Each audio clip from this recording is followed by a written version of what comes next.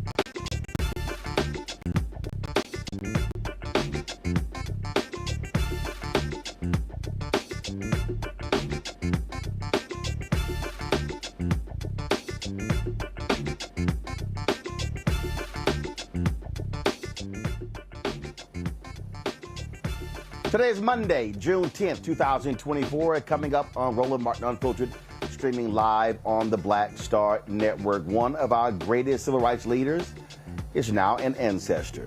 The Reverend James Lawson Jr. passed away today in Los Angeles at the age of 95. We'll take a look back at his phenomenal life. He is an extraordinary figure, an architect, the architect of the Nashville movement, a man who believed in the Gandhi principles of nonviolence, that he actually went to prison for refusing to enter the draft to go to war. He also was a man who called Dr. King to come to Memphis to stand with sanitation workers. We'll talk to folks who knew him. We'll also hear from him in several interviews that I conducted with him over the last several years. Folks, it is time to bring the funk. I'm Roland Martin Unfiltered, the Black Star Network. Let's go. He's got it. Whatever the miss, he's on it. Whatever it is, he's got the scoop, the fact, the find. And when it breaks, he's right on time and it's rolling. Best believe he's knowing. Putting it down from sports to news to politics. With entertainment just for kicks, he's rolling. It's on go, roll, roll, y'all. It's Roland Martin, yeah.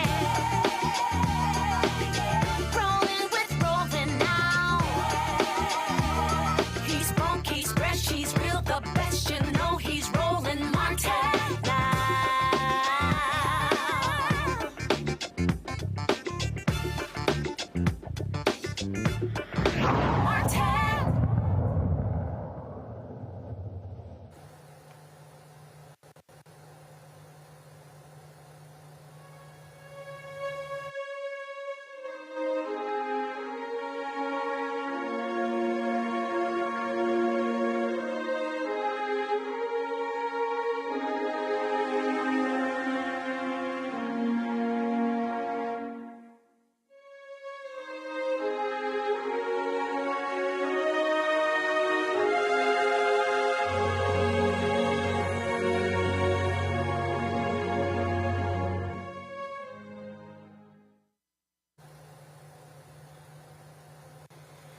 Folks, I'm here in Atlanta participating in the War Done Celebrity Golf Tournament, and literally as we were coming off of the course, I got a text message with regards to the passing of the Reverend James Lawson Jr. His family announced that he died of cardiac arrest in Los Angeles at his home there.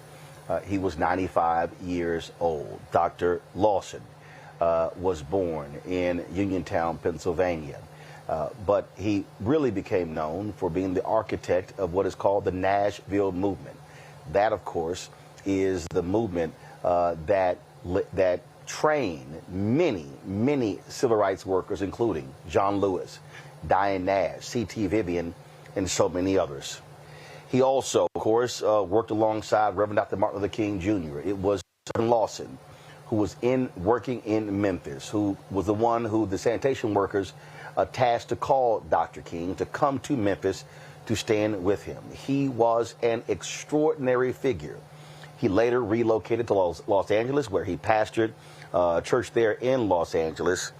The thing that was so amazing about Reverend Lawson is that he was not trying to become a civil rights entertainer. He was not someone who was on the circuit, who showed up at awards and dinners to be praised. In fact, he was someone who preferred not to be seen, not to be heard, because he was all about the work.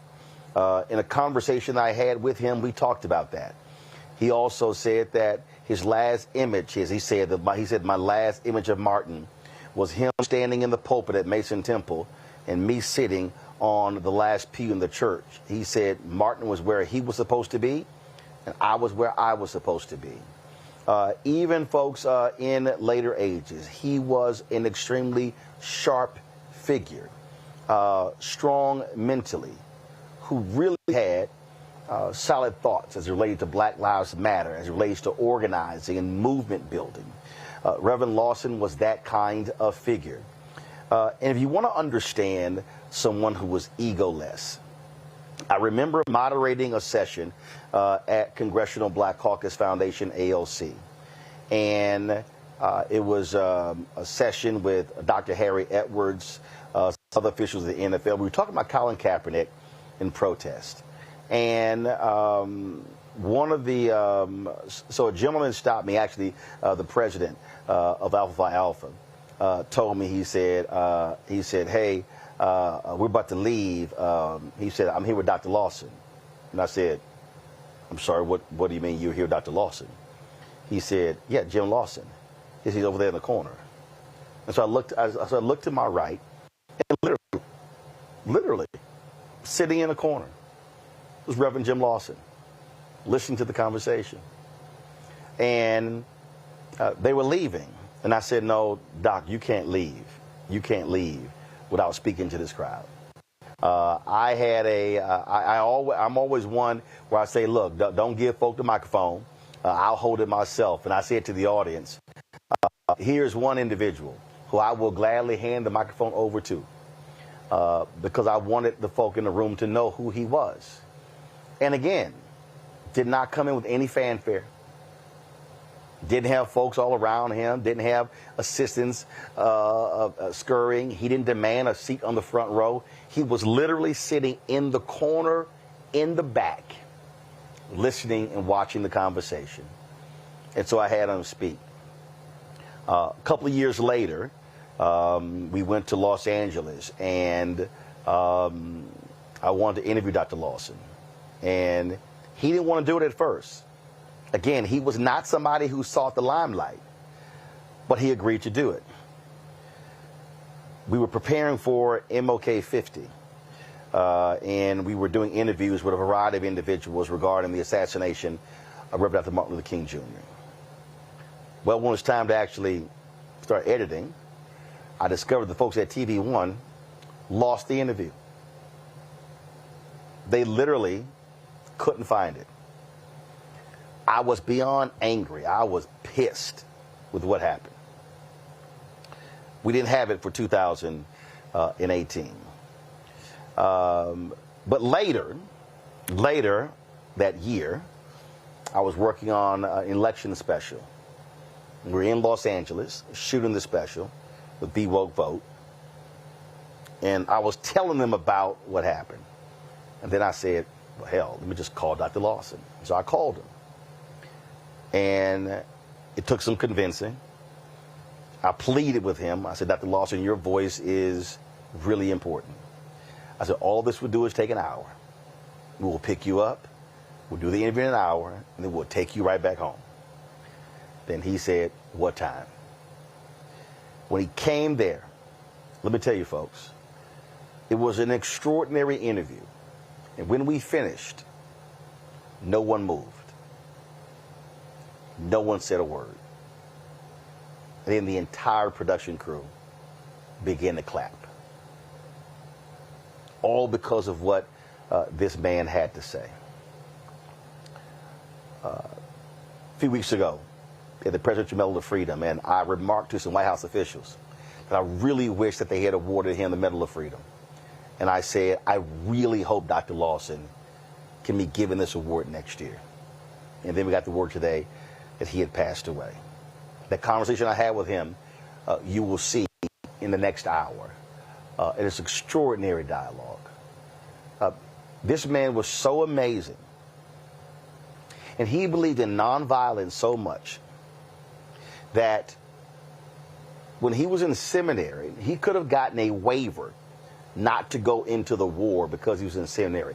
But Reverend Lawson believed in nonviolence so much. He said he was such a pacifist that he chose to go to federal prison instead of using that waiver to get out of going to war. Extraordinary. Too many people don't know who he is. Too many people don't realize the work that he put in. But today we absolutely lost one of our greatest civil rights leaders, one of our greatest organizers and tacticians ever.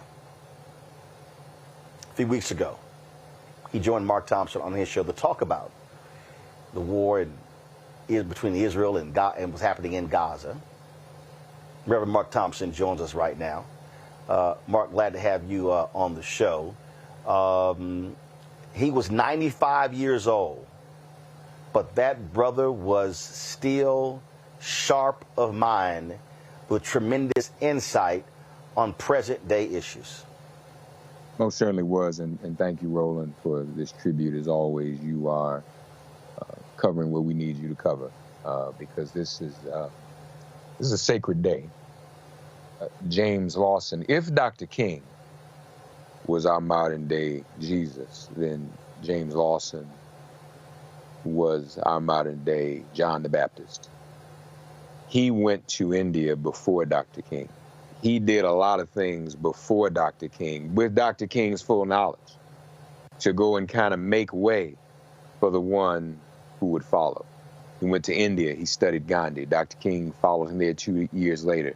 As you mentioned, he went to jail as a conscientious objector. He was an absolute, uncompromising proponent of nonviolent civil disobedience.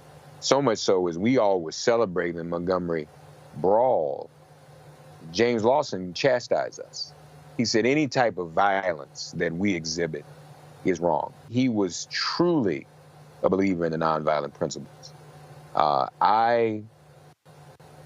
He knew me before I was born because he was in Nashville in the church where my family worshiped, but my mother was still in high school, teaching John Lewis, Bernard Lafayette, Diane Nash, and Marion Barry, all students at Tennessee State, Fisk and Meharry, and American Baptist College, all of those students, the principles of nonviolent resistance, so that they could go downtown in 1960 and turn Nashville upside down and desegregate those lunch counters.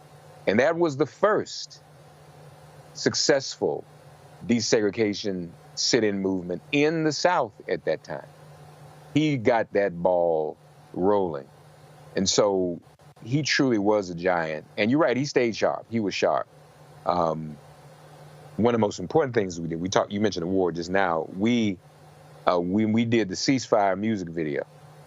Dr. Lawson never been in music. So I don't do music videos. I said, Dr. Lawson, why don't you do a music video? Let's do this music video. And I convinced him to do it, and he did it. And we got to have him on camera with all these other voices. And to me, his voice and his presence was the most validating because of his uncompromising position when it came to nonviolence. He was in Memphis when he left Nashville, organizing Memphis. Again, first there, John the Baptist, there with Bill Lucy, and invited Dr. King to Memphis. A lot of people forget that Memphis was a labor struggle. It was an AFSCME struggle. The brothers, the sanitation workers, wanted a union. So for sanitation, most of us don't even know who a sanitation worker is, don't even speak to them. The lowliest of the low, they handle our rubbish. And James Lawson and Dr. King were concerned about them. And he believed that he was going to be killed in Memphis, as many others felt that they were going to be killed. And of course, we know that Dr. King became that martyr in Memphis, something that I know James Lawson never got over. But he continued the work up until Dr. King should have lived to be his age as well. He was taken from us. But he lived to be almost 100 still doing this work. So for those who've not heard of him, for those who are just hearing us talk about him for the first time and hearing his name the first time all over the news today, run to Google him, run to read about him and share his story with the children. Dr. King if Dr. King were here, he would mourn and praise the life of James Lawson himself. Here's one of the things. So when I talked to him, Mark, he said something to me that it was, and I keep using the word extraordinary, and I'm doing so for a reason. He said to me, they spent 6 months talking about why they wanted to launch a movement.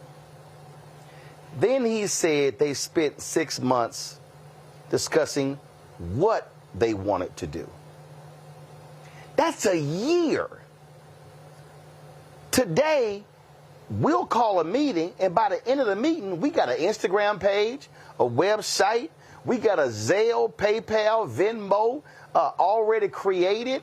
And so what he was talking about was having this deep understanding of a commitment to movement building. And discipline and knowledge, because they studied. They read the scripture, they understood and learned from the successes of the past and the mistakes of the past. We don't do them. We don't read like we should. A lot of us don't. And we do just kind of jump out here. Now, there's a convenience and an expeditiousness to being able to jump out there and have the Instagram accounts and the social media accounts. But they had none of that. Marcus Garvey had 6 million members in his organization, and there was no social media, no internet. So it just shows what we were able to do. And to your point, Roland, we can run out here and do something quickly nowadays with social media helping us. But is it as effective as what they did when they did not have those resources? Can we boycott riding the bus for 400 days, but we have social media now? You know, can we go to the lunch counters and be beaten and not retaliate, even though we have social media? If the sanitation work, the people who pick up our trash, the regular everyday people who make this little red wagon of America go, if they need us, can we drop what we're doing and organize a boycott and a march that is effective and wins their rights? But we have social media. So this was the power that he had. And as I said, it was a little embarrassing. You know, he came on the show right after my show right after the Montgomery brawl. And I wanted to ask him how he felt. First, I called him. I said, black folk fought back, jumped off the ferry, whipped the white folks with chair. We all wearing chair necklaces and earrings. So how you feel about that, Dr. Lawson? And some very prominent leaders in our civil rights movement disagreed with James Lawson for what he said. He said, no, nonviolence is the only answer. He didn't support it. I said, even in this face of self-defense, he said no because he taught that the greatest self-defense was what Jesus taught, and that is to turn the other cheek. Unless it was in the case of something that where one's life was in jeopardy and one had to save one's life. But then even he said it was not for the purpose of taking another life. You're right, his humility was legendary. Never had an entourage. Always sat in the back of the room. You kind of had to cajole him to the front and cajole him to the mic. And I think a lot of that humility had to do with his relationship with Dr. King and his service to Dr. King. You know, Dr. King was the same way. He was a very humble man. Very, very humble man. He could be in the room with folks like Mukasa Willie Ricks and others, and even at times Kwame Ture, calling him an Uncle Tom to his face. And Dr. King wouldn't even get upset. He'd still have them walk right beside him all the way from Sumner, Montgomery, saying, you know, Dr. King's acting like an Uncle Tom because of what we did in Selma. We had a turnaround Tuesday. And Dr. King would still stand with those people. He couldn't hurt him. You couldn't hurt James Lawson either. No weapon formed against him could ever prosper, and it never did. Joining us right now is Tennessee State Representative Justin Jones, who represents Nashville. Representative Jones, always glad to have you back on the show. Reverend James Lawson was fired, kicked out at Vanderbilt because of his civil rights work. He was later, years later, decades later, honored by them as a result of that. The Nashville movement does not get the attention that it rightly deserves. Obviously, people talk about the important work of Dr. King, but then you hear people talk about John Lewis and Diane Dash and C.T. Vivian and James Bevel and others, but they all went through the training of Reverend Jim Lawson. That's how huge of a figure he was. I mean, you know, another word I would use to describe Reverend Lawson is intergenerational. Just in April, myself, Ms. Nash, and Reverend Lawson did a panel here in Nashville honoring the anniversary of Nashville becoming the first Southern city to desegregate its lunch counters, and that was because of the brilliance, the strategy, the tactics of Reverend James Lawson. And I called Ms. Nash. That was the first person I called after I heard the news, and just spent about an hour talking about his role, his witness, his example in our lives. A lot of people don't realize that right after I was expelled last year, Reverend Lawson was one of the people who reached out and immediately, you know, said, we want to support you. We have this fellowship with this interfaith organization that we want to support you with so that you will be okay. And as somebody, even as I was a student at Vanderbilt dealing with a school that proclaimed one thing and acted another way, he's somebody who showed up and who spoke up and who helped guide me through that journey there. And so we don't honor Reverend Lawson enough. He definitely should have, you know, was long overdue to get a Presidential Medal of Freedom. Nashville must continue to uplift him because he's the reason why Dr. King came to Nashville and said, I came to Nashville not to bring inspiration, but to get inspiration from the movement that's happening here. And that movement was made possible by Reverend James Lawson, who in 1959 began training students at Fisk and Tennessee A&I and Meharry and American Baptist College in this life work of nonviolence. And even the civil rights movement, what we call the civil rights movement, Reverend Lawson said that it was not the civil rights movement because that makes it seem like it's finished. He called it the nonviolence movement in America and talked about how it continues today in challenging racism and sexism and militarism and what he termed plantation capitalism. And so that's how we honor his work, by continuing the struggle to which he gave his life, continuing to commit our lives, our hearts, our minds, our physical strength, our energy to those movements to dismantle the wickedness that he called out. And he really showed us that faith and justice are inseparable. And so that's how we honor the Reverend James Lawson as a new rising generation who's continuing that tradition, that legacy, that lineage of nonviolence as a form of resistance to evil that we see in our time right now. He was not someone who was also shy to speak his tongue. You heard Mark say there where he disagreed with how people reacted to the Montgomery brawl. I remember asking him, talking to him about Black Lives Matter, and he said that he had some advice for them as to how they were supposed to operate moving forward. So he was never shy about speaking his truth. No, he wasn't. And I'm sorry, Justin, go ahead. Were you going to say something? Oh, no, you go ahead, Mark. I was just going to say, I mean, that's absolutely true. I remember in 2020 when we were having protests in Nashville, and I talked to him about it. He went through a whole strategy conversation as to, what is the purpose of the protest? Is blocking streets getting people on your side? What is a more strategic way to bring more people to join you? What is the long-term vision? What is the goal, the clear, objectives of the movement? Like, he was very clear and very concise, and that's why he was an amazing teacher, a professor in this University of Nonviolence who really made us question and think about not just what was a flash in the pan moment, but how do we build a movement that sustains? And he also wasn't shy to call out power. I remember in Nashville when we named the street after John Lewis, he spoke at that anniversary, and it was a room full of politicians, and he asked our governor, does our governor have a hole in his soul, by the policies he's uplifting that are hurting people, Black people, workers, young people in our state in Tennessee. And so Reverend Lawson was somebody who had moral clarity and who was very committed and clear in what he believed and what he was sharing with us as an intergenerational, interfaith rising movement, challenging those systems that he called out. And making America live up to what it said in the Constitution. He was very clear in lifting up the language from the Constitution, Declaration of Independence, that he believed were promises that were never fulfilled, that we had to live and breathe life into here in this nation. And I just wanted to add, Roland, to build go ahead. On Justin's point of him being intergenerational, really transgenerational. You look at this young man, and that's specific. When he was in Clark Memorial United Methodist Church in Nashville, teaching John Lewis and Diane Nash and Bernard Lafayette and Marion Barry and others, my mother was there. She was in high school. 6 years later, I was born. I'm in that same church.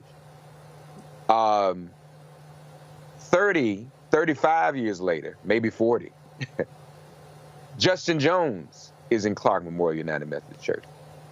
So here you have at least 3 or 4 generations of people in the same space whose lives have been touched and influenced by James Lawson. He was always relevant. And it's so important that Justin is here because we all know what Justin represents. He is this current generation of young people that we want to see pick up this torch and carry it. And for James Lawson to have touched him so personally and so closely, and for him to have drank from the cup of James Lawson's teaching and sat at his feet, we have a lot of hope for him, and we have a lot of hope for the generation that Justin is leading. And so we are so thankful for the life of James Lawson and the influence he's had on all these generations. Representative Jones, final comment. I think we're going to hear a lot of politicians, a lot of people talking about how they loved Reverend Lawson and lifting up his story. But I think the way that we honor him is by continuing his fight. And so any politician, anybody you hear talking about how much they love, even pastors in these churches, how much they love Reverend Lawson these next few days, let us honor him through action. Let us honor him through continuing to struggle. Let us honor him by continuing to sacrifice. He spent months in prison. I mean, I think the most amazing thing about Reverend Lawson is that he lived to be 95, because even though he faced death today, he's faced death many times. He stared it in his eyes and did not turn back, did not back down. And so let's make sure that when people lift up the words of his life, let's make sure that they honor those words by breathing life of action into fighting for policy change and to change this nation. And that's how we honor the life, the legacy, the lineage, the light of this great giant of the movement who's left us today, but whose teachings will never leave us. Representative Justin Jones, we surely appreciate it. Thanks a lot. Reverend Mark Thompson, we appreciate things as well. God bless. Right back, folks, as we pay tribute to the life and legacy of the Reverend James Lawson Jr., who passed away this morning at the age of 95. You're watching Roland Martin Unfiltered of the Black Star Network.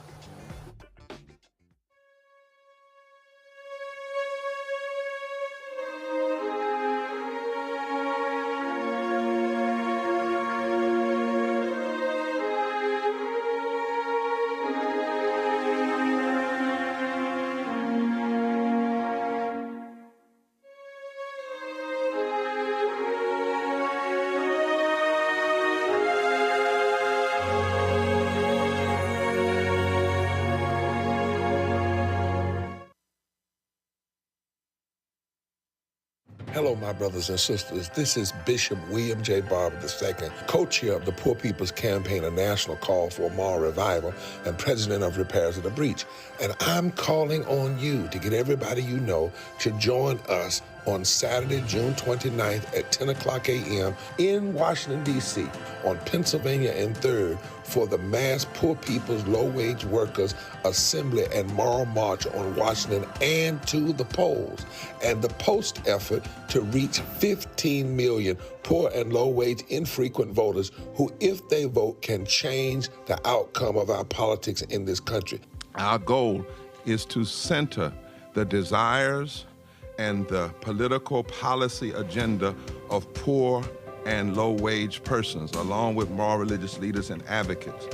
Too often, poor and low-wage people are not talked about, even though in this country today there are 135 million poor and low-wage persons. There's not a state in this country now where poor and low-wage persons do not make up at least 30% of the electorate. It is time that the issues of poor and low-wage people be at the center of our politics.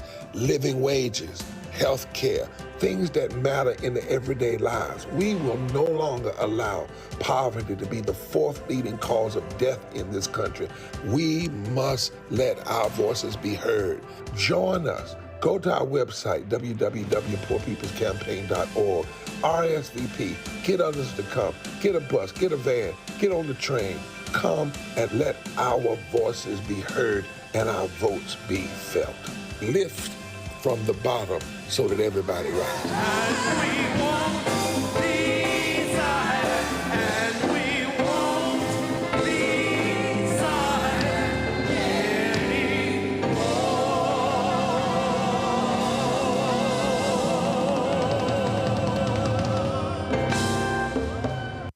Hey, what's up, y'all? I'm Devon Frank. I'm Dr. Robin B., pharmacist and fitness coach, and you're watching Roland Martin Unfiltered.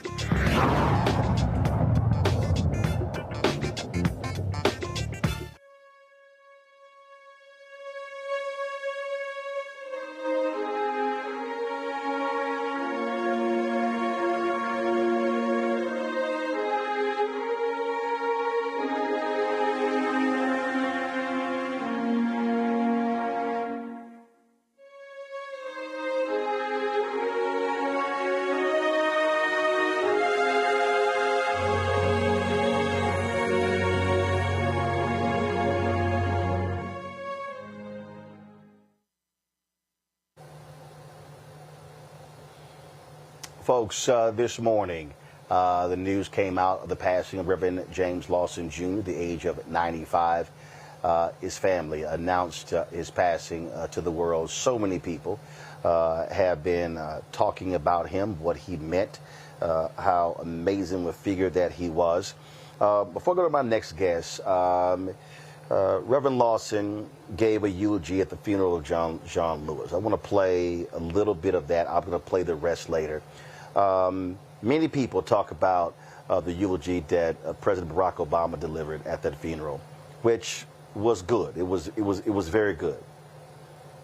But the eulogy that was truly preached at the funeral of Congressman John Lewis was done by his teacher, Reverend Dr. James Lawson.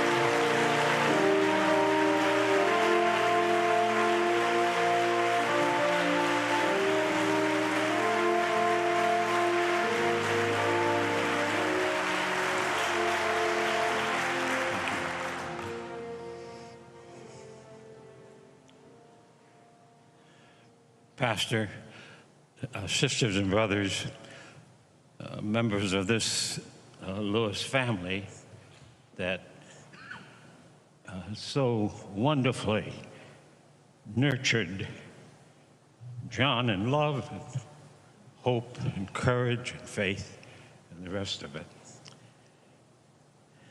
And sisters and brothers,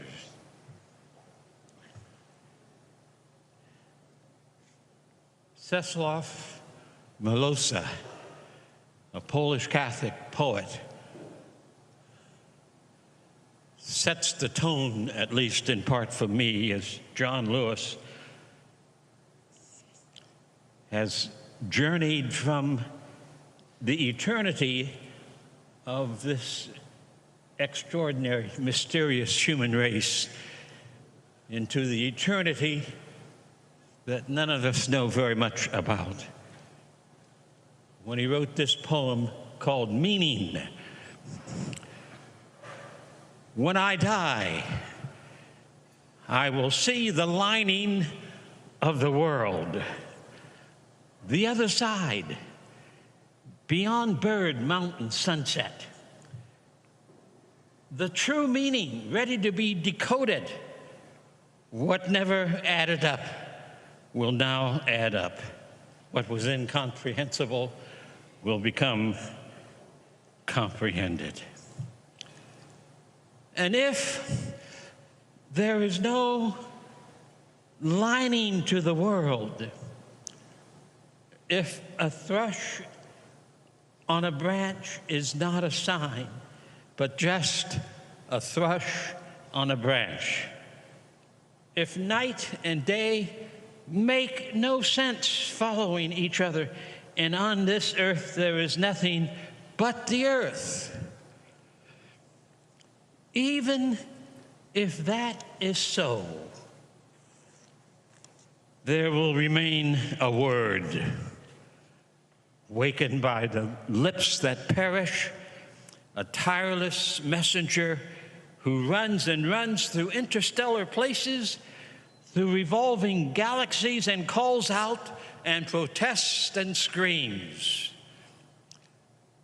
And I submit that John in that other eternity will be heard by us again and again, running through the galaxies, still proclaiming that we, the people of the USA, can one day live up to the full meaning of we hold these truths.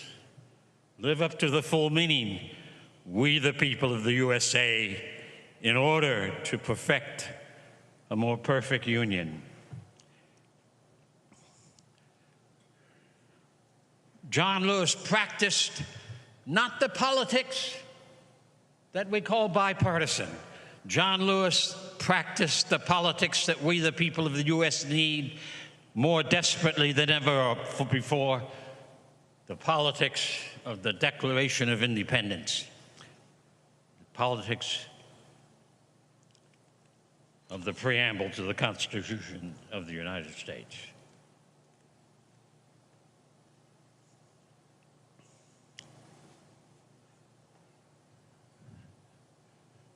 I've read many of the so-called civil rights books of the last 50 or 60 years about the period between 1953 and 1973. Most of the books are wrong about John Lewis.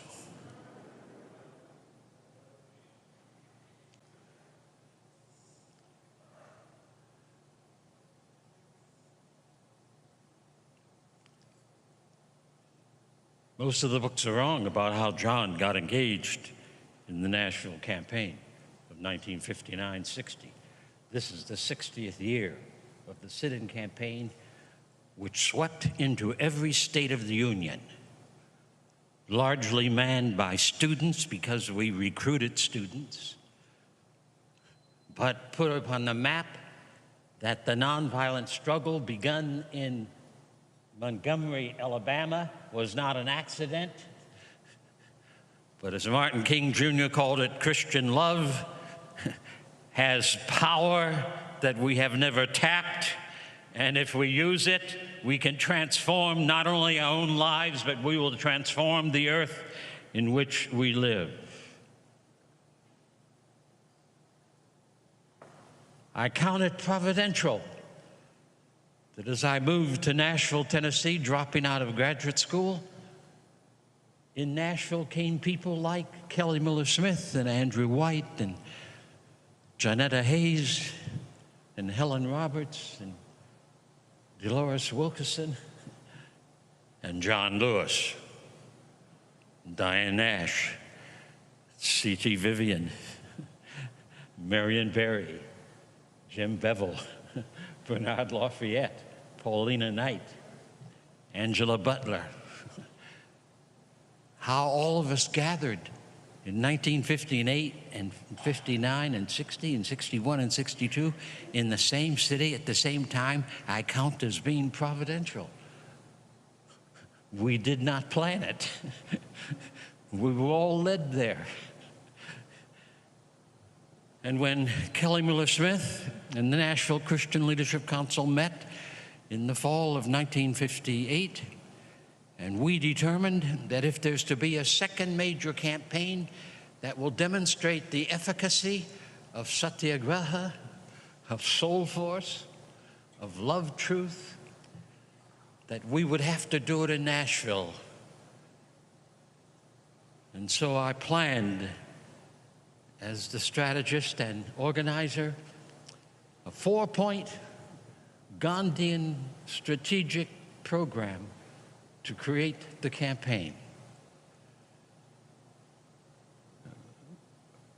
We decided with great fear and anticipation we would desegregate downtown Nashville. No group of black people or other people anywhere in the United States in the 20th century against the rapaciousness of a segregated system ever thought about desegregating downtown, tearing down the signs, renovating the waiting rooms, taking the immoral signs off of drinking fountains. But it was black women who made that decision for us in Nashville. I was scared to death when we made that decision. I knew nothing about how we were going to do this. I had never done it before. But we planned the strategy. John Lewis did not stumble in on that campaign. Kelly Miller Smith, his teacher at ABC, invited John to join the workshops in the fall of 1959 as we prepared ourselves to face violence and to do direct action and to put on the map the issue that the racism and the segregation of the nation had to end. And so in the 60th anniversary of that sit-in campaign, which became the second major campaign of the nonviolent movement of America. Those are not my words. John Lewis called what we did between 1953 and 1973 the nonviolent movement of America, not the CRM. I think we need to get the story straight because words are powerful. History must be written in such a fashion that it lifts up truly the spirit of the John Lewises of the world.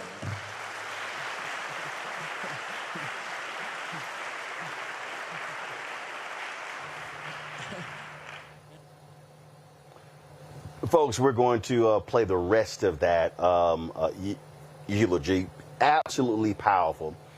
Listening to Reverend Jim Lawson. Joining us right now is someone who was trained in the Jim Lawson Institute, activist, labor leader, Tiffany Lofton. Tiffany, glad to have you back on the show. Just for folks who, and again, I say this all the time, he did the limelight. He wasn't trying to show up at all the events and getting pats on the back and wait. He was not. That's not who he was. So talk about interactions with him, but also the teaching principles that he was all about when it came to mobilizing and organizing. Roland, watching that clip you just played was really emotional. And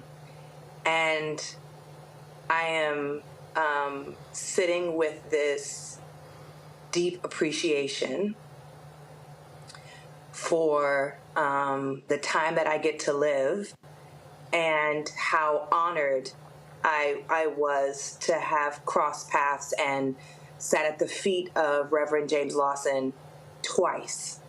In 2018, when I was accepted, that's a funny story, I applied to the James Lawson Institute and I didn't get accepted, but they said they would hold my application for the next one, and then I got into the next one, which was incredible, where I flew down to Nashville, Tennessee in March of 2018. And I was with a cohort of, I think it was like 20 to 25 other indigenous artists and organizers, Black and brown folks from across the country, who came to learn and study nonviolence as a form of revolutionary resistance. And at the time, I was working in the labor movement, but I was working with other organizations that folks know, like the Dream Defenders in Florida. I had just helped start the Ohio Student Association in Ohio. I just came from being the president of the United States Student Association, and I said, well, I want to learn from my elders. And, you know, Roland, you know, I was in LA, K through 12. I did not learn who James Lawson was in school. So it wasn't until I moved to D.C. And met some peers in the labor movement and in organizing that I found out who John Lewis was, that I found out who James Lawson was. And I'll never forget hearing his voice and seeing him at the panel after the March on Washington anniversary with the late Bob Moses, who is also now an ancestor. And I looked at these folks and said, well, who are these old guys? Like, who are these people that's telling us that we got to be nonviolent? What are they talking about, right? We have to be violent sometimes. And one of your previous panelists said this, Reverend James Lawson was always intergenerational. And one of the best experiences I will ever have was being a student in the James Lawson Institute in Nashville, where we sat for 3 or 4 days. I was actually looking at the agenda not too long ago of the types of conversations we were having that were things that you don't learn in school, and were organized in a way where young people could come with what they were experiencing and living right then and there, and have a discussion with elders who had already gone through the struggle in different and sometimes even worse ways. And you know, some of the listeners, Roland, might think of, you know, the Selma movie, and they'll remember Dr. Love, the character in the Selma movie, and learning about who James Lawson was through that film. They might watch Rustin, that just came out, and learn about CORE, which Reverend Lawson was a member of after Bayard Rustin created the organization. And we learned about these things from his mouth, and his teachings around nonviolence being a form of revolutionary resistance, and him having a engaging discussion with young organizers across the country who believed that maybe there was a time for armed resistance, maybe there was a time for violence to be resistance, right? And what I will take away from that discussion is not just his firm standing in the principle of nonviolent struggle, of healing resistance, of revolutionary nonviolence as a form of violence resistance, right? But I will also walk away with him as an accepting elder and mentor and teacher who served his purpose through his whole life, training and teaching people on how to make real changes in their communities. And so many people, right, and I said this on social media, so many people right now owe so much gratitude to Reverend Lawson for his leadership, his study, his work, his example, and his prayers over our communities as he fought against segregation. So many of us benefit from the direct acts and the direct protest and demonstration that Reverend Lawson did, and so many people's lives have been changed because of his work. And I agree again with the fellow panelists, he should have got a President's Award. And, you know, we want to give people their flowers while they're here. It's just so Yep. It is heartbreaking to know that he's no longer here with us, but that his legacy is what made America what it is today. And Roland, really quickly, yeah, go ahead. SNCC is hosting their 60th anniversary, which Reverend Lawson was also a member of, an advisor to for young people. And they'll be in Indianola, Mississippi. I will be there with Cortland Cox and Charlie Cobbs and Judy Richardson and Jennifer Lawson and so many of other peers that Reverend Lawson was. When is that? When is that? It is June 21st and 22nd. And it's in Indianola, Mississippi this month, so in 2 weeks. Got it. And if folks want more information, they can follow SNCC Legacy on Instagram, and they can go to sncdigital.org, and SNCC is spelled SNCC. I opened the show with this when we were at CBC, and he was literally sitting in the corner. It's funny. I mean, I'm sitting here, and I'm thinking about it, and I'm thinking about, and again. I mean, look, we've been around a lot of folks, and so we know when Reverend Jackson, Reverend Sharpton, Andrew Young, Merle Evers Williams. We know. I mean, we can go on and on and on. When those folks enter the room and they bring them to the front, they seat them in the front, whatever. And it was, so I'm moderating the session. And again, Alpha President Dr. Everett Ward says, hey, he says, Frat, I'm about to leave. I'm here with Reverend Jim Lawson. And I went, where? He went, I said, Jim Lawson. Nashville moved with Jim Lawson. He's like, yeah. I'm like, where? He said, he over there. He was literally sitting in the corner, just watching and listening to the conversation. And that's the kind. And so then when I interviewed him, he said, because what happened was he promised his wife that he would always be home at dinner at 6 o'clock to eat with the family. That's why he wasn't at the Lorraine Motel when King was assassinated, the p.m. Memphis time. And so when I interviewed him, he said, my last image of Martin was he was in the pulpit, and I was on the last row at Mason Temple, and he said where he was supposed to be, and I was where I was supposed to be. And that statement is so profound because he understood everybody's not meant to be in the pulpit. In the pulpit, he's got to have somebody who's a Lawson, who's satisfied with not being center stage. That's right. That's right. We don't have a lot of civil rights leaders like that now, Roland. There are a lot of folks who want to be in the front. There's a lot of folks who want to be in the pulpit, and they get mad when other people are in the pulpit.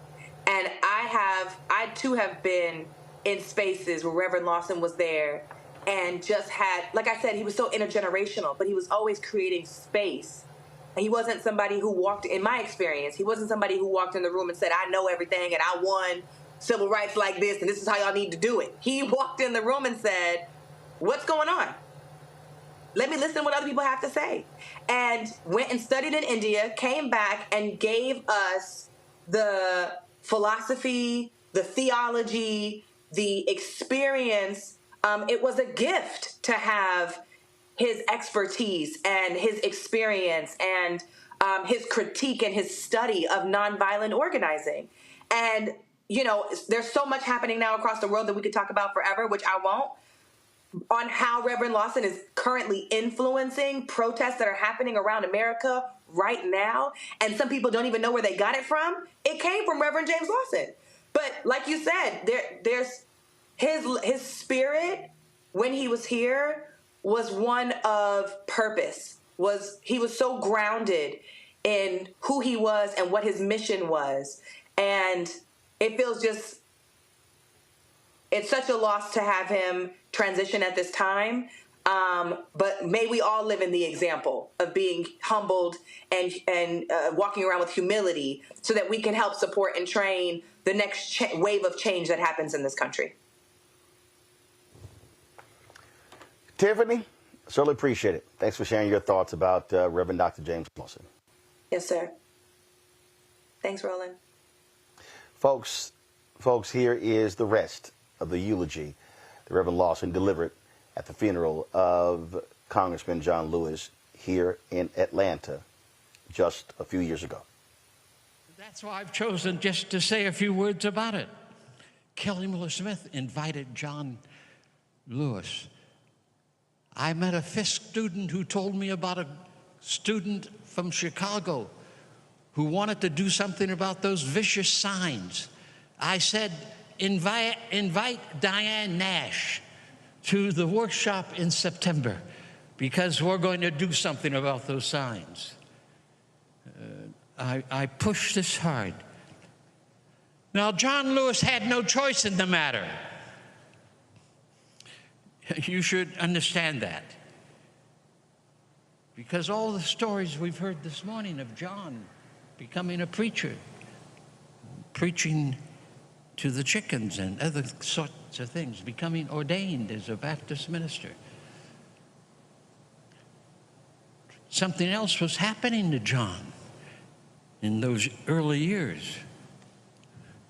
John saw the malignancy of racism in Troy, Alabama. There formed in him a sensibility that he had to do something about it. He did not know what that was, but he was convinced that he was called indeed to do whatever he could do, get in good trouble, but stop the horror that so many folk lived through and in this country in that part of the 20th century. John was not alone. Martin King had the same experience as a boy. I had the same experience from age 4 in the streets of Massillon, Ohio. Matthew McCullum, a pastor whose name you don't know in South Carolina, had the same experience. C.T. Vivian had the same experience. I maintain that many of us had no choice to do what we tried to do, primarily because at an early age we recognized the wrong under which we were forced to live, and we swore to God that by God's grace we would do whatever God called us to do in order to put on the table of the nation's agenda. This must end. Black Lives Matter.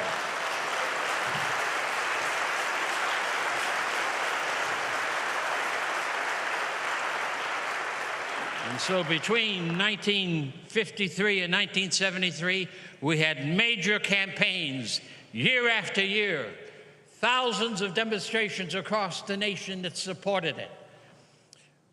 We had folk in the Congress, folk in the White House, folks scattered across the United States who were beginning to formulate what the solutions are for change.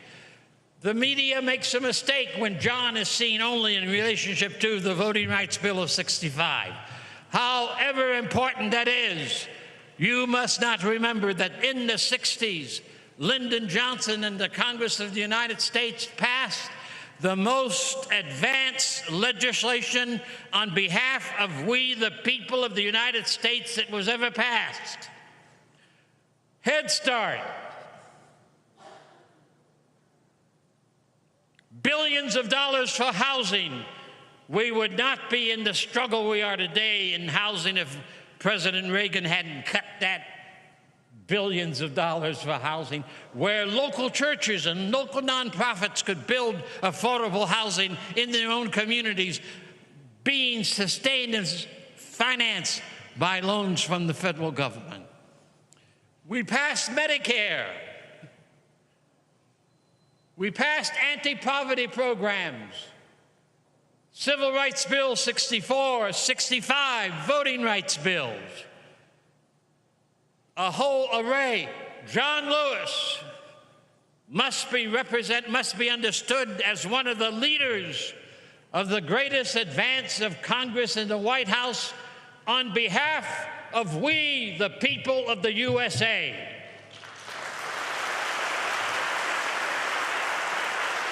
We do not need bipartisan politics if we're going to celebrate the life of John Lewis.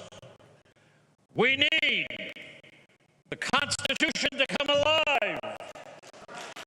We hold these truths to be self-evident. We need the Congress and the presidents to work unfalteringly on behalf of every boy and every girl so that every baby born on these shores will have access to the tree of life. That's the only way to honor John Robert Lewis. No other way.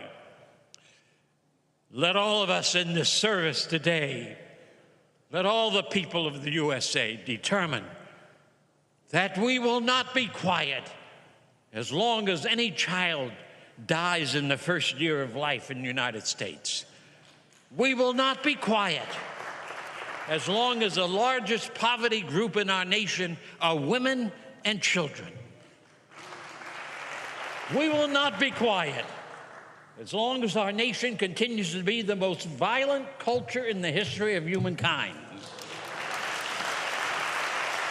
We will not be quiet as long as our economy is shaped not by freedom, but by plantation capitalism that continues to cause domination and control rather than access and liberty and equality for all.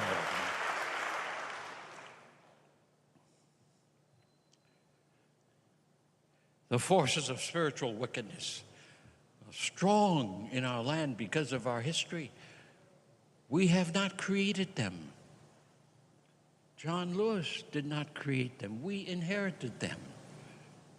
But it's our task to see those spiritual forces.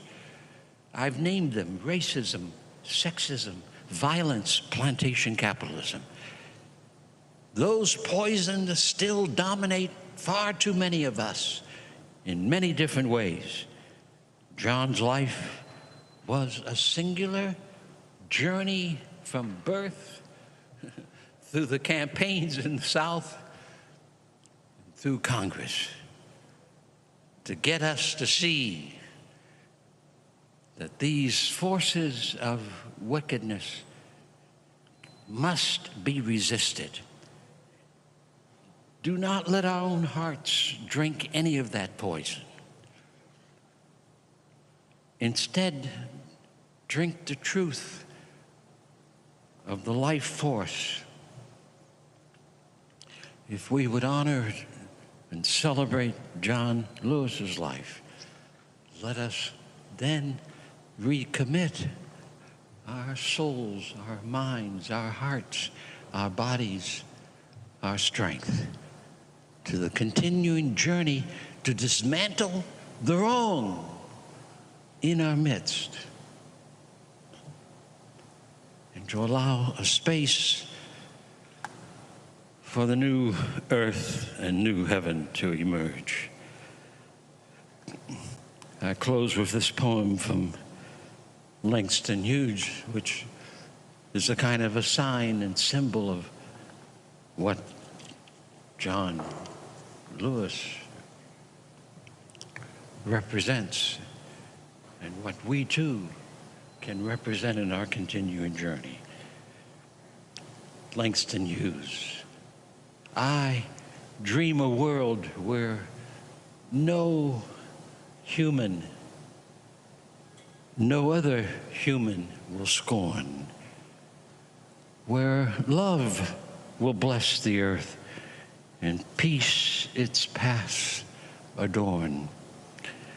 I dream a dream where all will know sweet freedom's way, where greed no longer saps the soul, nor avarice blights our day. A world I dream where black and white and yellow and blue and green and red and brown, whatever your race may be, will share the bounties of the earth. And every woman and man and boy and girl is free. Where wretchedness hangs its head and joy, like a pearl, attends the need of all humankind. Of such a world I dream. Celebrate life, dream and labor for an Atlanta and Los Angeles and the United States and a world. That is to celebrate the spirit and the heart and the mind and soul of John Lewis,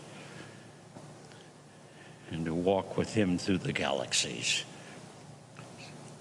seeking equality, liberty, justice, and the beloved community for all. Thank you.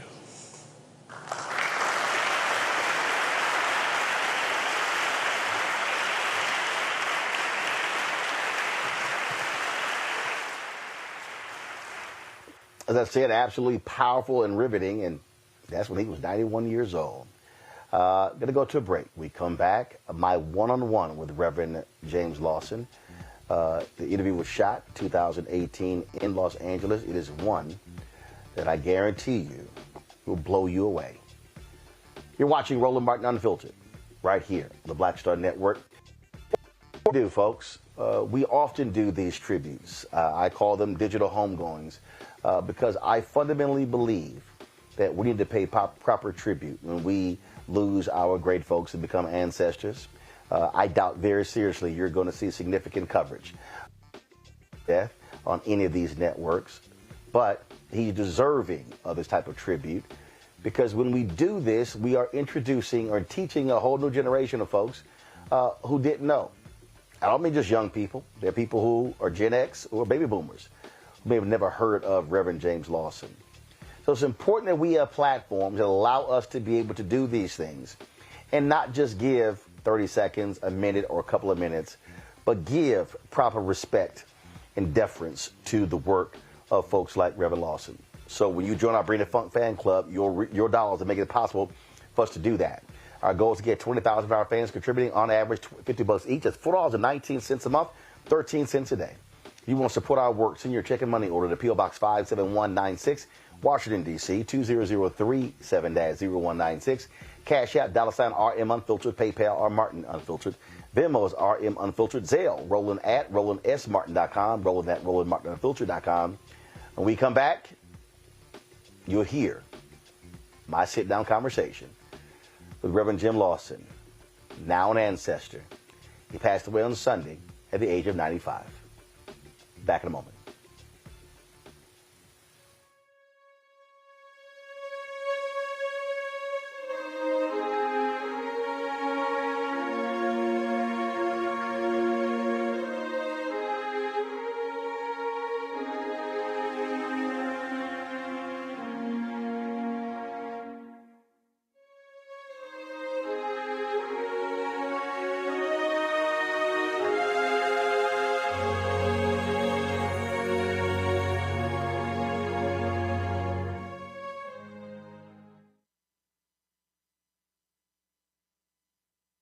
When you talk about blackness and what happens in black culture, we're about covering these things that matter to us, speaking to our issues and concerns. This is a genuine people-powered movement. There's a lot of stuff that we're not getting. You get it, and you spread the word. We wish to plead our own cause Too long have others spoken for us. We cannot tell our own story if we can't pay for it. This is about covering us. Invest in black-owned media. Your dollars matter. We don't have to keep asking them to cover our stuff. So please support us in what we do, folks. We want to hit 2,000 people, $50 this month, raise $100,000. We're behind 100,000, so we want to hit that. Y'all money makes this possible. Check some money orders. Go to P.O. Box 57196, Washington, D.C. 20037-0196. The Cash App is $RM Unfiltered. PayPal is R Martin Unfiltered. Venmo is RM Unfiltered. Zelle is Roland at RolandSMartin.com. Now streaming on the Black Star Network.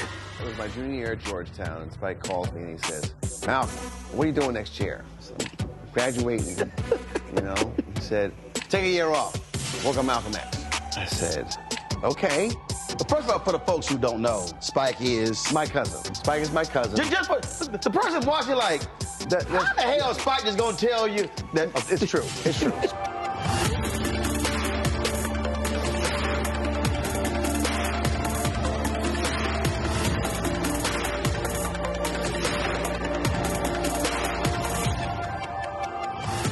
What's up, everybody? It's your girl, Latasha from the A. And you're watching Roland Martin Unfiltered.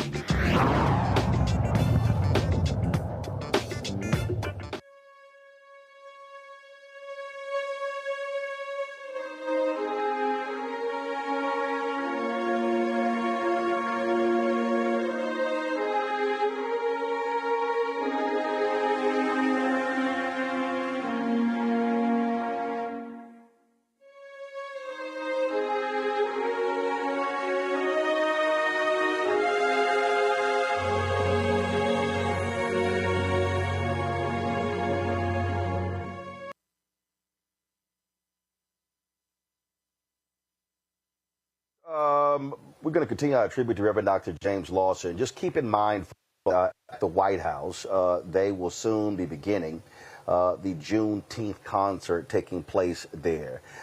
We will be live streaming that. Remarks made by President Joe Biden as well as Vice President Kamala Harris. And so we have a secondary stream on the Black Star Network. So if you go to the app or go to our YouTube channel, you will actually see that additional stream. So just letting you know that we are keeping our eye on that particular event as well. Also, folks, so we're going to roll this video here, but before I do that, let me shout out my parents, Reginald and Imelda Martin, today celebrating their 57th wedding anniversary. So just wanted to give them a shout out before we actually roll this interview. So again, happy anniversary to my parents.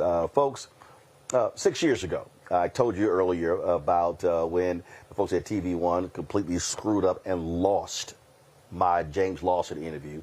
Have no idea. They just never ingested the interview. Don't even ask me. It still pisses me off. But later in the year, I was in Los Angeles and decided I was doing some other interviews with the folks with Be Woke Vote. And I decided to call Reverend Lawson and begged him to do the interview. And I'm so glad that he actually said yes to that. And so this here is that conversation. We talked about voting, talked about a lot of different things. I think you'll learn a lot from this conversation. Here it is. Folks, welcome to Be Woke Vote. I'm your host, Roland Martin, also the host of Roland Martin Unfiltered. And we think about some of the greatest organizers and teachers. When we think about the Black freedom movement, some call the Civil Rights movement, we often hear the names like Reverend Dr. Martin Luther King Jr. We hear, of course, Roy Wilkins. We might hear about Fannie Lou Hamer. But I've always said two of the most unsung heroes, Ella Baker, one of the greatest organizers that we have ever seen, and also my next guest, Reverend James Lawson. He joins us right now. Glad to have him here.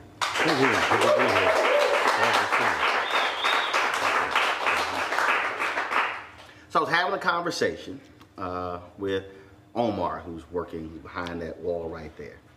And we were talking about young folks and voting and how do we keep people mobilized. And I said the most underappreciated aspect of the Black freedom movement is the fact that y'all taught folks.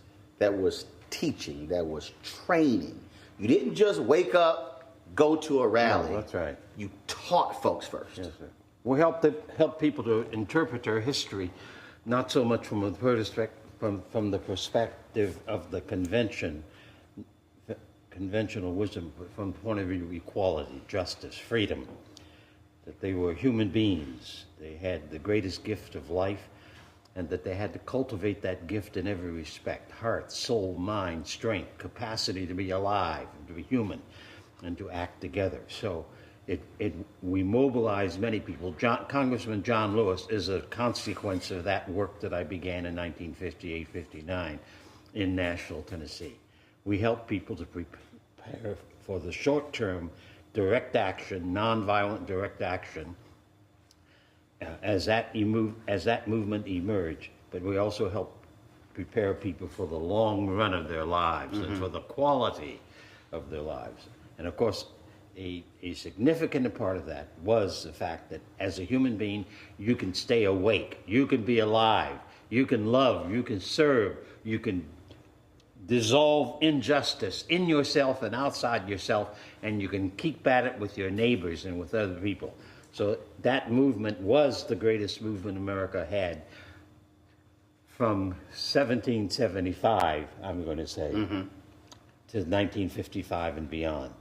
The 1955 20th century rendition of it was the greatest movement in modern times. You call it, though, when I last talked to you, you have your own name for it. Other people call it the Civil Rights Movement. They might call it the Black Freedom Movement. Yeah. But you invoke Rosa Parks in it. Yes, I call the main energy of that period the Rosa Parks, Martin Luther King Jr. Nonviolent Movement of America. Or I call it the Rosa Parks, Martin King Campaign for Equality and Justice, rather than calling it the Civil Rights Movement. Why? Because in a society of male domination and chauvinism, in a society where there's been for 400 years so much sexism and racism, so much economic cruelty and oppression, the American people do not have choices. The conventional perspective of history excludes too much of the history of cruelty. James Baldwin spoke about the bloody catalog of our history. That bloody catalog is more influential today in many, many people than any other facet of American history. And it's blind, it is invisible, it's unseen, and therefore many people yield to it. The 53 million white women who voted for Trump in the last presidential election were yielding to those dark forces that are invisible, but are visible if we want to make them visible. And so our movement sought to make those forces visible so that we could see them, and then we could dissolve them. We could fight back, we could resist, we could create an alternative vision of what we can become. I've had people tell me, dude, why do you keep focusing on the teaching and the training? I interviewed Dorothy Cotton leading up to MLK 50. And it was her last sit-down interview before she passed away. And her job, she had the most important job at SCLC. That's right. And in her book, she writes about it. She said the people who wanted to come into the SCLC, they had to come into my classes. We had to assess where they were mentally. She said, take out all of that other stuff that was in their head. That's right. She said, reprogram their brains and then send them out. And when I see what Reverend Dr. William Barber is doing, every time he and I talk, he said, we're not having rallies, we're having trainings. We're having workshops. He said, we're teaching people because people don't quite understand what is required to actually create lasting change. In the first instance, they do not, I'll say it another way, in many cases, people growing up in the United States, birthed and raised here, do not understand that in the first instance, The gift of life is the greatest gift that we have. It is given to us. That's what the Declaration of Independence says. We hold these truths to be self-evident, that all are created equal, that all are endowed with the unalienable rights of life, liberty, among which are life, liberty, and the pursuit of happiness. Well, that's never taught. That's not in the conventional conversations that people engaged in around the country. In an election year like this year of 2018, that's not either in the surface or in the headlines. It's nowhere in the conversation, in the discussion of Supreme Court and the Supreme Court Justice who was recently elected to it. So people don't know that that's the heart and foundation of how this country came to be. In that sense, we were very, very unique as a people. Even though from the beginning, 1776, blacks were excluded, Indians were excluded, people who had no property were excluded, women were excluded. Because that whole idea was not an idea that this is our reality. That idea was we're going to create a country in which that ideal is the paramount feature of how we organize ourselves, economically and politically. That's a very, very different kind of scheme. You were a university professor dealing with young people in the Nashville movement. No, I was a pastor. I'm sorry. At first, I was a full-time organizer in the emerging nonviolent movement, teaching people the philosophy and the theory and the tactic of nonviolence. So, for an example, the Little Rock Nine, 1957, 58, 59. They were told by the lawyers and the NAACP and the white school board in Little Rock that if you get hit, you cannot hit back. If you get lots of terrible cussing at yourself and so forth, you may not cuss back. And that was a dominant pattern in those desegregation processes. So I tried to help them understand that what they were really being told was not to not fight back, but to fight back with dignity, to fight back with courage, to fight back with compassion. Do not allow the hostility to make you sick as a human being, but allow the hostility to be used that you conquer it and can live through it and work through it and become yourself a stronger person than you ever imagined possible. And you had to confront that when it came to the war. And you could have gotten out of serving. And you said, I'm not going. Well, it was actually, it's actually something else. I met my first racist epithet at age 4 in the streets of Massillon, Ohio. And I struck out and began to fight that white boy who lived in my neighborhood. We were playmates, but he was being taught that poison.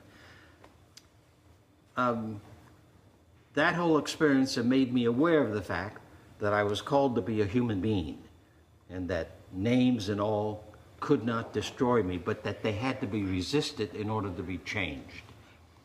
So as I grew older, I realized, therefore, that every racist law, every racist ideology, every Jim Crow law, every no to being a man, a person in the world, I had to reject and resist. Then I recognized that the Selective Service Act was also an unjust law. And that therefore I did not want to obey it. Though I had registered in the draft, I was making the effort to follow Jesus. I was making the effort to be a person who resisted every form of injustice and cruelty to other human beings or to myself. So I decided that the Selective Service Act was an unfair act. Now, this later was confirmed in 1960 when in Memphis, as a pastor of a large congregation, I had 4 to 6 young black men who were college students who were not exempted by the white draft boards, but drafted. A student could be exempted. Paige Parker and others in my congregation were not exempted. So the death rate in Vietnam, in Memphis City, was 50% white boys, 50% black boys. Though white was the majority community. The same thing went on all across the country. Few people were aware of that. But that's how unfair and unjust selective service acts were. So I simply said I would not cooperate with that. 67 then, But you Muhammad Ali. could have got a waiver. Huh? But you could have got out of that. I could have gotten out of it, of course. But that's not the way of the conscience. The way of conscience is to walk through the issues that are unfair and unjust and to deal with them to the best of your ability. And you paid for it. Yeah, I went to prison for 13 months, federal prison. That's correct. At age 21, 22. Did you have... Interfered with my college degree. Did you have relatives or professors or friends saying, James, what are you doing? No, I had... Man, you can get out. What are you doing? Well, not my close friends, not my younger brothers, not my father or mother. My family supported me thoroughly and firmly, and a number of friends in college also were in my camp and understood that it was in a way, this is what we're asking people to do in this election. You have to develop a conscience in which you know that voting and participating in resisting the wrong in your society is a part of the price you pay for the gift of life that you have received from the universe. That's part of the gift. And so you have to deal with that. And in the United States, we've made things so easy because we pretend we've been exceptional. We haven't had a hard struggle that the Indians didn't get decimated from maybe 11 million to less than 2 million in 200 years, or that we did not have endless wars with the Indian peoples across this nation. We've pretended all of that's hidden. But the reality is that that was invisible to some. And white political philosophers, and I also think white media people, white professors, leave that history out of the public mix so that many ordinary citizens do not know the price that has been paid by other people for them having the opportunities and access that we do have today. That's part of the reality of conventional thinking. Earlier this year, we were in Memphis for MLK 50. That's right. Mm-hmm. And it is still amazing and just stunning and powerful when you see that just basic sign, I am a man. Exactly. Where did that come from? Where? Because most people see it, but that had to come from somewhere. Yes, that's right. It comes from black song in the centuries of slavery, especially that huge body of literature, which is called the Negro spiritual or black song. When you go through some of that music, and I remember, for an example, as a child singing "Go Down Moses, Let My People Go." Well, that's a liberation song. That's a resistance song. It comes out of the Hebrew Bible. That song and many other songs like that in that black song literature said over and over again, and oftentimes in masked language. You are not a slave, you are somebody. You are a child of the universe, you are a child of God. You are loved, you are created in love. Your task is not to allow this slavery to capture your soul or diminish your humanity, but to grow into the full bloom of that humanity. So I am a man, you are somebody, we are the people of God is a part of the kind of mantras from the past. And I use that very frequently in all of our struggles across the southeastern part of the country, in Nashville, in Jackson, Mississippi, in the sanitation strike in Danville, Virginia, all around. That was a common message from Dr. King, from Ralph Abernathy, from Matthew McCullough, from Kelly Miller Smith, from a whole range of preachers who were actively engaged in that big movement to desegregate public life in the United States. You mentioned sanitation workers. When I interviewed labor organizers who were working with those sanitation workers, we were having this conversation, and I said, folks, I said, you know, whenever we talk about Memphis, Dr. King being in Memphis, for me, the problem is that we forget why he was there. It was those men who said, we demand respect. Yes. Mm-hmm. And I talked to some of those men, I talked to their children, and the two workers who died. Yes. I talked to one of the sons, and I asked him, I said, what do you want people to know about your father? Because frankly, most people don't even know those two names. That's and right. He said, I want them to know that my dad just wanted to feed his family. Yes, that's right. They were hardworking people who thought that their responsibility with their family and for their family, with their wives and all, demanded that they stand up and seek change in that year of 1968. That's correct. Any number of them were baptized people of the churches where they heard some of these messages there.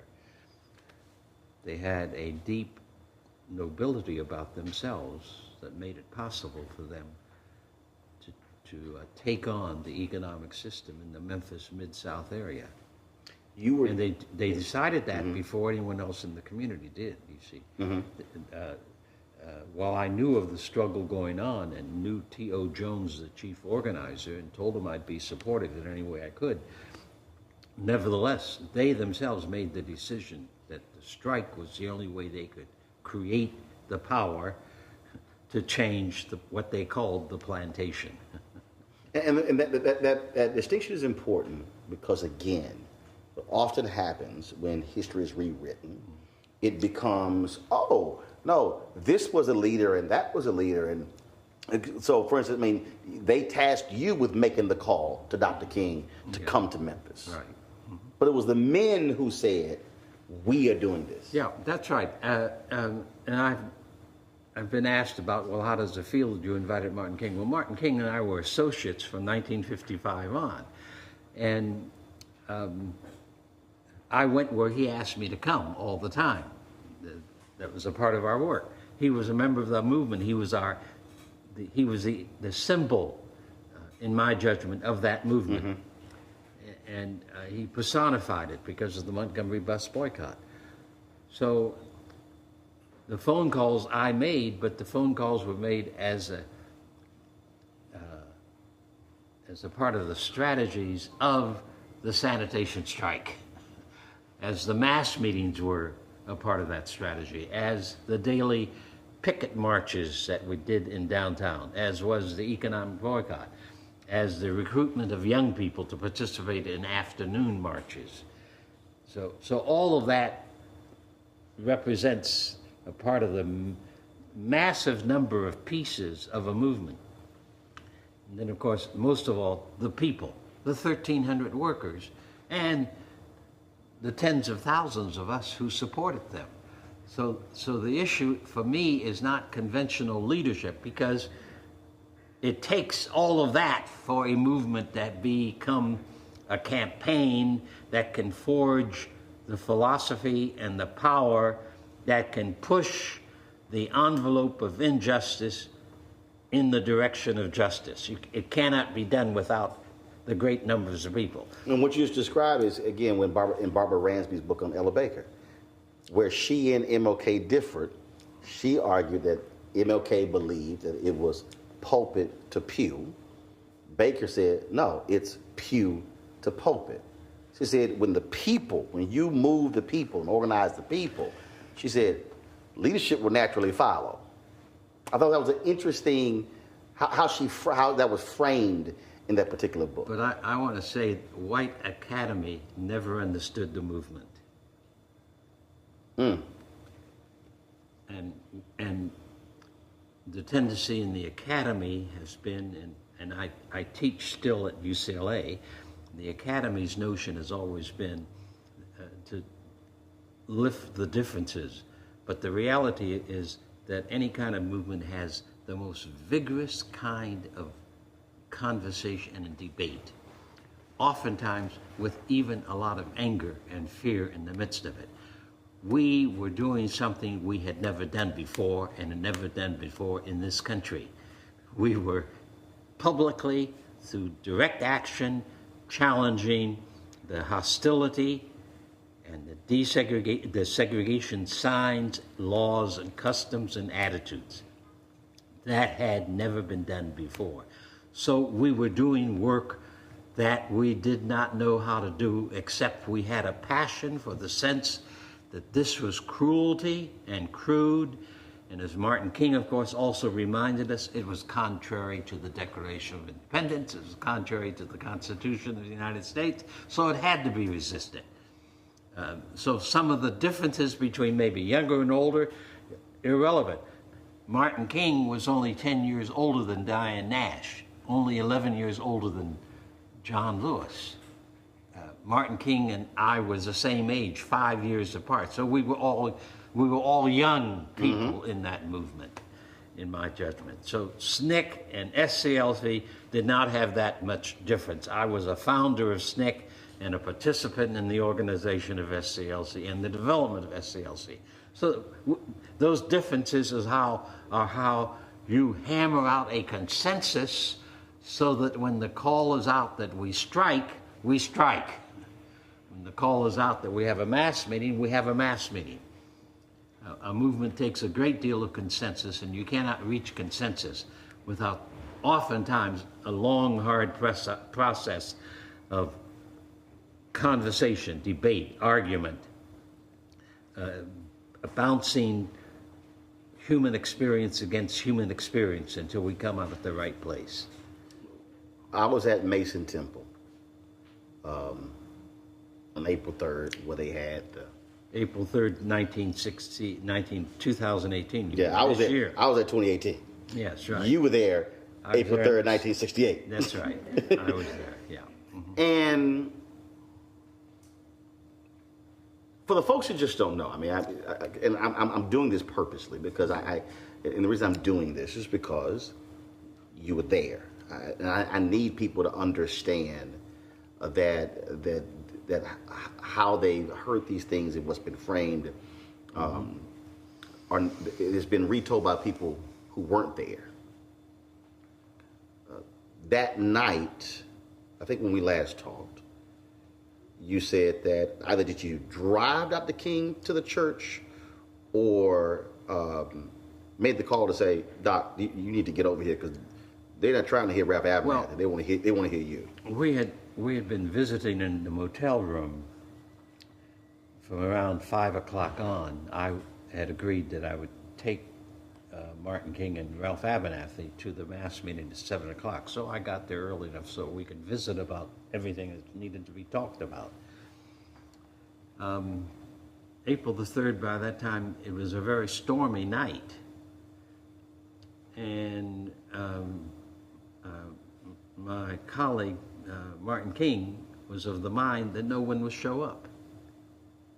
And he's always fairly tired. His energy and passion for the work is what very often gave him the drive that he had. So he begged off going, and the three of us finally agreed that Ralph Abernathy and I would drive on to the Mason Temple.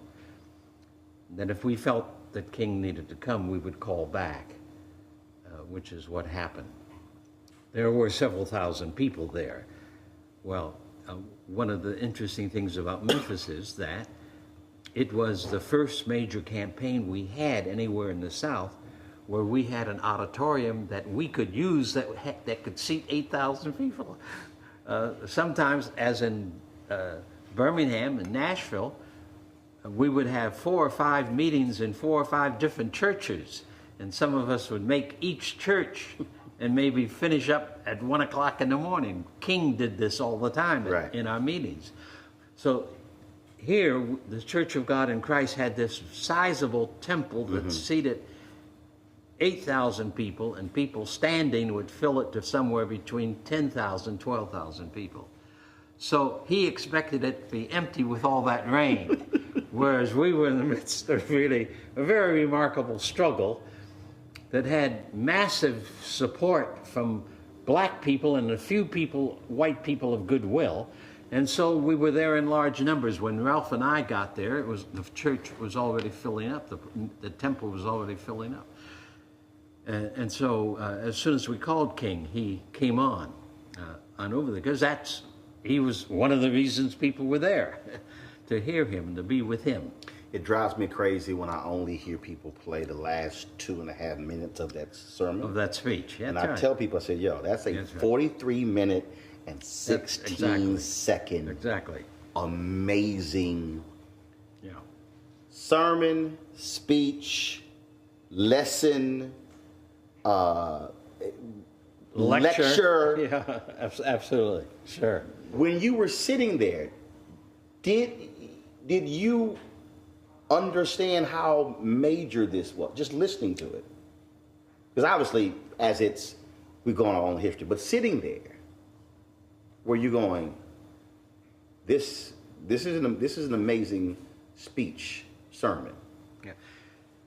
Yes, it was one of his best, and I heard that, but I was also chair of the strategy and of the work. You were working? Yes, and so I kept getting phone calls and people coming up to the dais and saying, somebody insists that you have to come back here and talk. And so I finally left the dais and sat down at the bottom of the aisle of where the public phone was, so that I wouldn't have to keep running back and forth.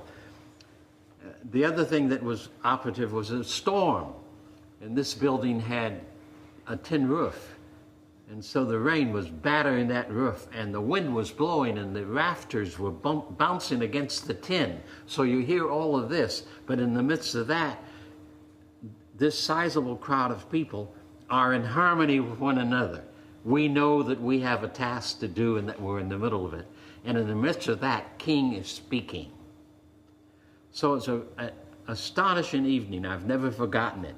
I sat on those steps in some degree of awe and amazement as I saw this space and this crowd of people. So the setting itself was rather extraordinary. April 4th. Yep, April 3rd. No, I got April 3rd. April 3rd, yeah. But April 4th. Yeah. None of us, of course, knew that the next day would be the assassination. Martin King always talked about the fact that he would be shot down in the streets of the nation in the midst of this campaign. He started talking to us about that actually with the assassination of John F. Kennedy in November of '63. Were it not for a promise you made to your wife, you probably would have been on that balcony. Well, who knows? Yeah. But y'all were meeting, y'all have all those different. Well, as a family, we try to eat dinner together each night. So. And you told me, you said, I'll be home by 6. That's right. We agreed 6 o'clock dinner, and so I was on my way home. I was in the kitchen with Dorothy when we heard the news over a television set that Dr. King had been shot. At 6:01. Now I just left him, not too long before that. I was stunned when you said,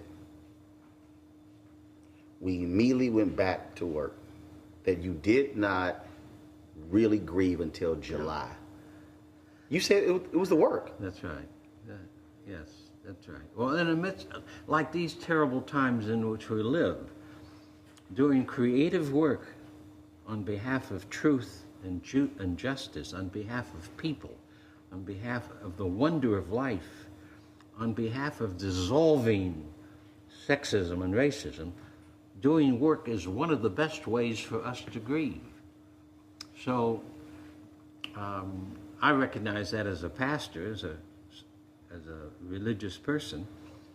So yes, 9 o'clock Friday morning we marched, and I worked through the night to be sure that we were going to be there.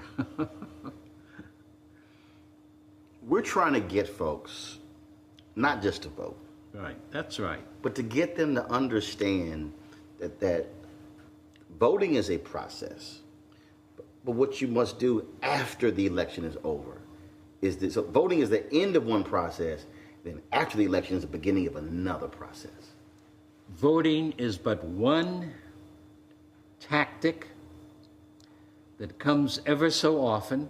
In between, we have to be people deeply engaged in being informed about what our situation is, what the situation of our neighbors is, be concerned for racism, for economic injustice, for working families. So if we stay informed in a daily way, in our own neighborhood, in our own family, and around the community, then the voting becomes a major step that we're more than eager to go ahead and do it well. Get informed, as we in California have to be this year, because we have so many measures on the ballot, as well as Congress, and many of those measures are deceptive, some of the measures are not. So to be engaged, to be an engaged human being, not a distracted human being, but a human being who is what the Buddhists called mindful, to have mindfulness of where you are and what's going on around you. This is one of our major problems. We have a Congress that almost is unaware of the plight of 325 million people in this country. They do not know us. When the Me Too movement explodes, those 11 senators in the Judiciary Committee in the Senate and Congress, they hadn't the slightest idea what this was about. If they knew their country, they would know that second-class citizenship for women and using women as objects for sex has been a long time form of oppression in this country and elsewhere. They would have known of the rape of Indian women, of the rape of slave women.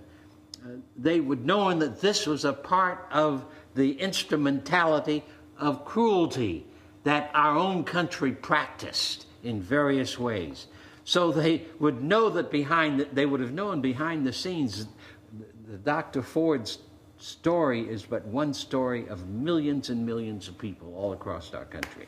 When you saw the folks, the women who were on Capitol Hill, and when you saw the folks who were banging on the door of the Supreme Court, and then Mitch McConnell says, "Oh, these angry mobs and these paid protesters, and they wanted to harm us, and this is uncivil." How would you respond to Mitch McConnell?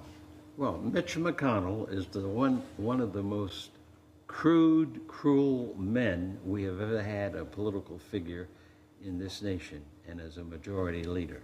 That's number one. Number two is that what the media calls the protests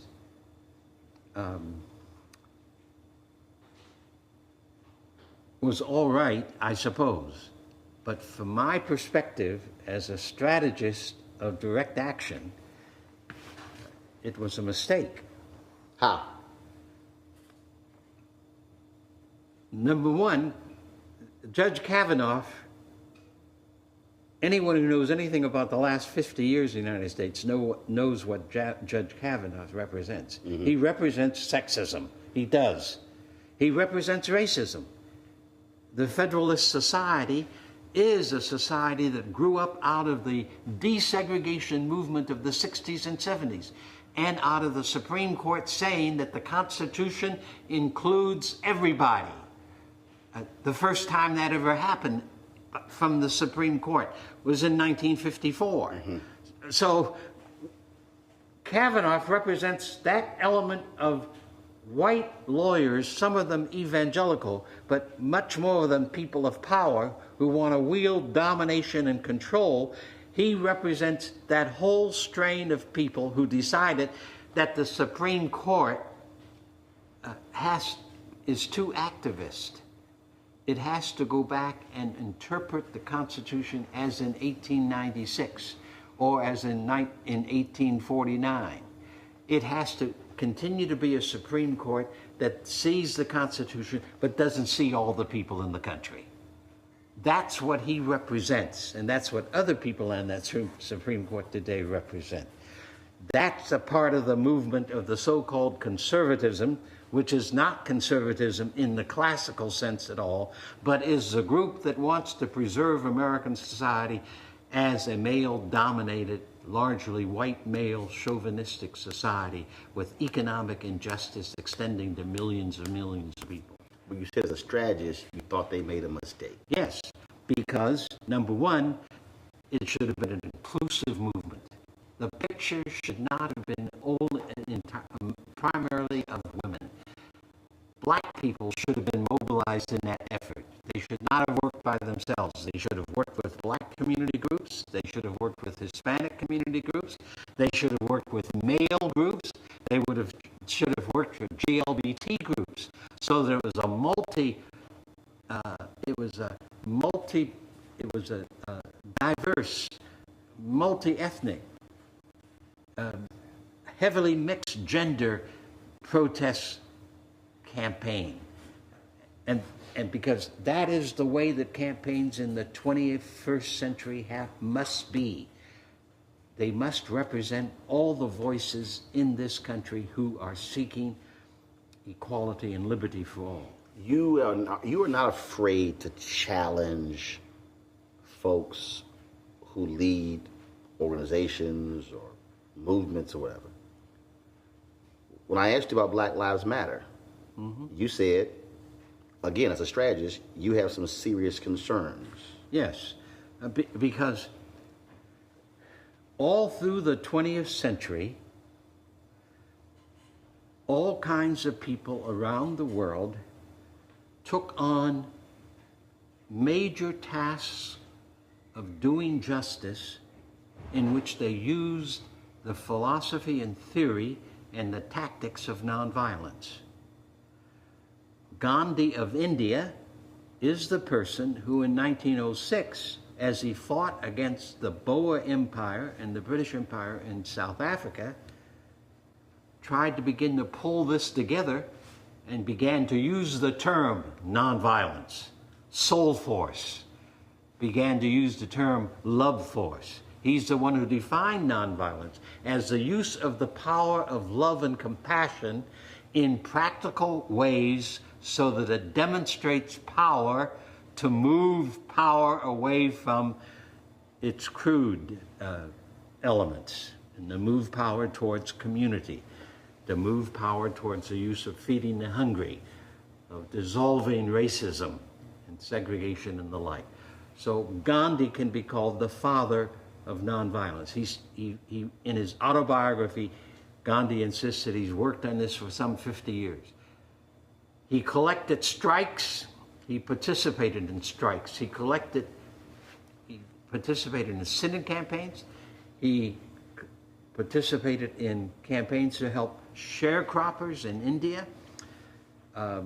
He fought the racism of the British Empire in South Africa and elsewhere. So activists who do not know that literature, are not paying attention to it, therefore do not have the arsenal of behavior that can move power. Sit-in campaign, Nashville, Tennessee, 1959-60. It was a group of community people who decided, and this was unheard of in the United States, we are going to desegregate downtown Nashville. That had not even been talked about. It came about because we had for 6 months weekly Saturday morning meetings where 30 to 60 of us met at Saturday morning, and we thrashed out what is the situation we're facing? What are these issues we look at? The first 3 months, we did nothing but a laundry list of the plight of the Negro in Nashville, Tennessee. So you didn't plan a march? You didn't plan a rally? We didn't plan anything. Then the next 3 months, April, May, June, we thrashed out the laundry list and said, where do we begin to demonstrate that Montgomery bus boycott was not an accident, it's an agency of history, and it can be repeated. And the unanimous decision out of those meetings was, we will desegregate downtown Nashville. You can search the periodicals and the publications and the congressional reports, NAACP studies. You will not find that any group of people anywhere in the country at that moment had said, we're going to pull those white colored signs down. There will be no more signs. No dirty Jew. No dirty wop. No wetback. No chink. No Jap. No colored. No Negro. White only. Those signs are going to come down. That was a part of the task. This is a period of history that did not begin to end until 1960s. Understand that. That group in Nashville, I'm astonished that we came to that consensus. I'm saying to myself, good heavens, how are we going to do this? I was supposed to be the strategist. I had never organized a campaign before like that. Though I had studied Gandhi and nonviolence around the world for some 10 years, lived in India for 3 years and followed Gandhi. Though he was dead, I followed his people in India. I will never forget the experience when that decision was made in June, my saying to myself, what have we done? And how is this going to be accomplished? There were no guidelines at that moment. And I proceeded then, and C.T. Vivian was a pastor in the city at that time. I did not know John Lewis at that time. I did not know Diane Nash. I did not know Miriam Berry. These were all people we recruited to come to the first workshops in the fall of '59 as we began preparing ourselves to do this work. So that threw into the United States a local community that offered a methodology that had been well researched and that we knew could effectively mobilize the forces that would say those signs are immoral, they're bad, and then would have the power to force the political system, the newspaper system, the business system to say they must come down. The city has to begin desegregation. And so Nashville was the first city in the southeastern part of the country that began to pull those signs down, renovate restrooms and waiting rooms in public places, pull the public signs down, the private signs down. And of course then the 1964 Civil Rights Bill, which the Kennedy administration, the Johnson administration, with a lot of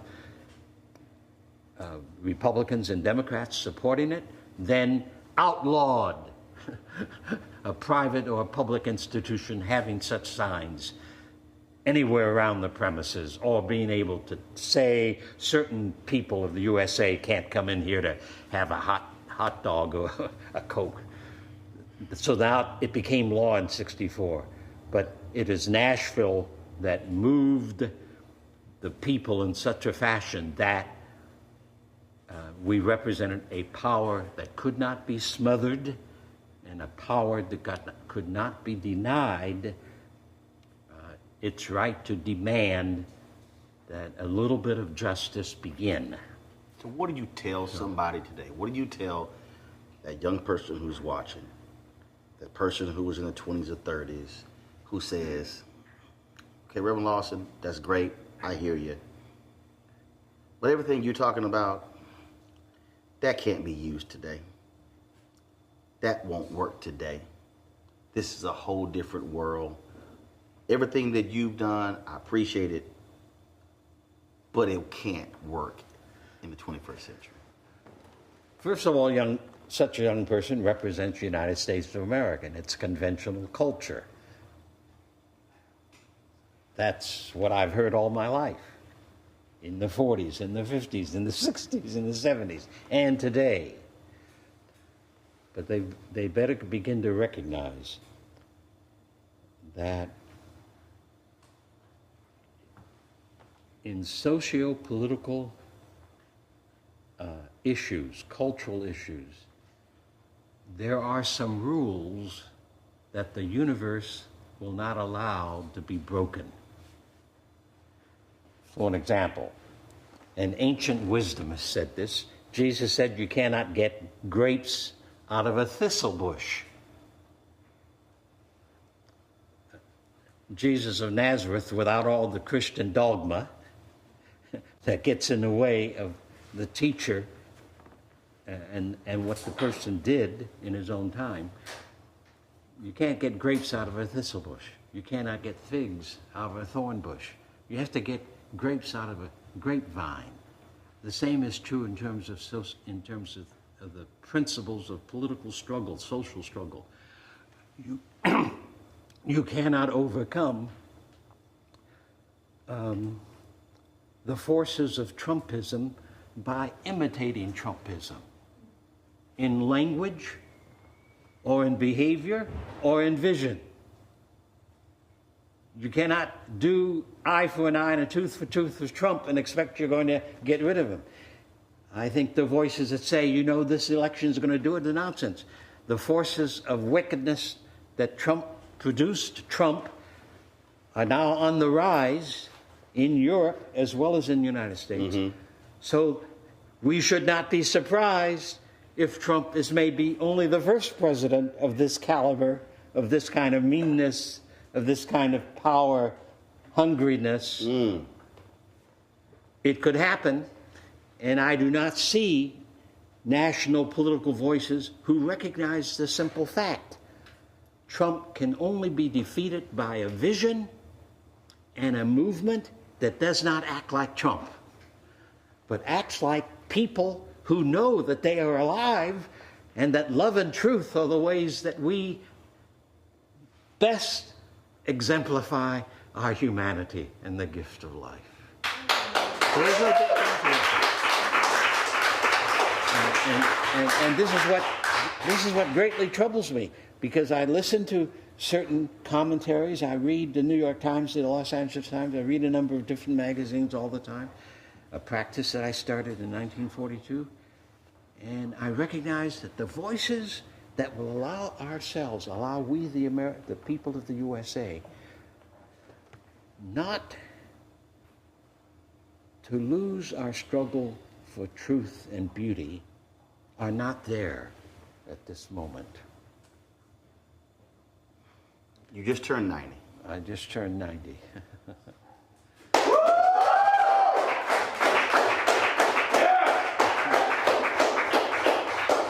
You spent nearly all your life in that pursuit of equality and freedom. Yes, that's yeah. Mm-hmm. Someone might say, if you couldn't achieve this thing in 90 years, I just don't see it happening. Yeah. Do you believe that it will happen for those who have been disenfranchised, who have been oppressed by white male supremacy in the United States? Can we actually achieve that? My great-great-grandparents, we have learned, were slaves. My great-grandfather, as a very young man, with a small young son, escaped slavery going up through the Underground Railroad, through Philadelphia, up into the Guelph area of Ontario, where my dad was born. Now, all kinds of people then said that slavery is not supposed to be what's going on.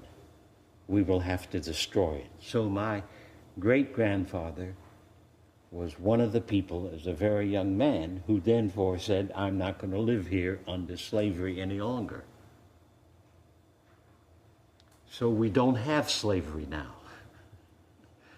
Now, I have to admit that there's some forms of slavery in other names in the United States. The people who work 60 and 80 hours a day and then have a hard time keeping food on their table or shelter over their head or caring for their children and transportation is of course, another form of slavery, though it's not called that. The point I'm making is that we're at this mark in our history because the changes to become a nation under God, where in fact justice and access for every baby is birthed, is underway. And Jeff Sessions, the Attorney General, represents the old order who would like to turn the clock back, but the clock is not going to be turned back. There may be great agony along the way between now and then, but the American people already have indicated that they don't want to go back to segregation. That especially young people today, and if we could get young people to follow the example of Gandhi or Rosa Parks and to strategize their behavior. America says, you must do something. Well, doing something that doesn't work is the same as doing nothing. That's Gandhi. So what we did in the Birmingham campaign, the St. Augustine campaign, the Albany, Georgia campaign, the Freedom Ride, the Mississippi Summer campaigns, where we strategized and we analyzed our system and tried to put together the strategic offense that would make a difference. That kind of work in activism is essential work for the next 100 years or so. Two more questions. If there is a group that's assembled, and that group is Pastor Robert Jeffress, Jerry Falwell Jr., Franklin Graham, Paula White, Tony Perkins, Ralph Reed. Yes, Ralph Reed especially. All these white conservative evangelicals who say they all love Jesus. No, they don't. They don't know what that means. If that group is assembled, and you are standing before them, what do you tell them?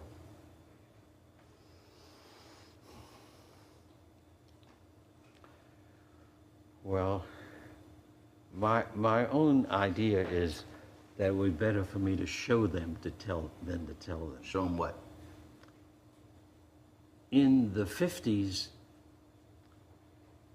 Jerry Falwell, that you mentioned, Pat Robinson, Perkins, Jim Dobson, those are all people of my generation.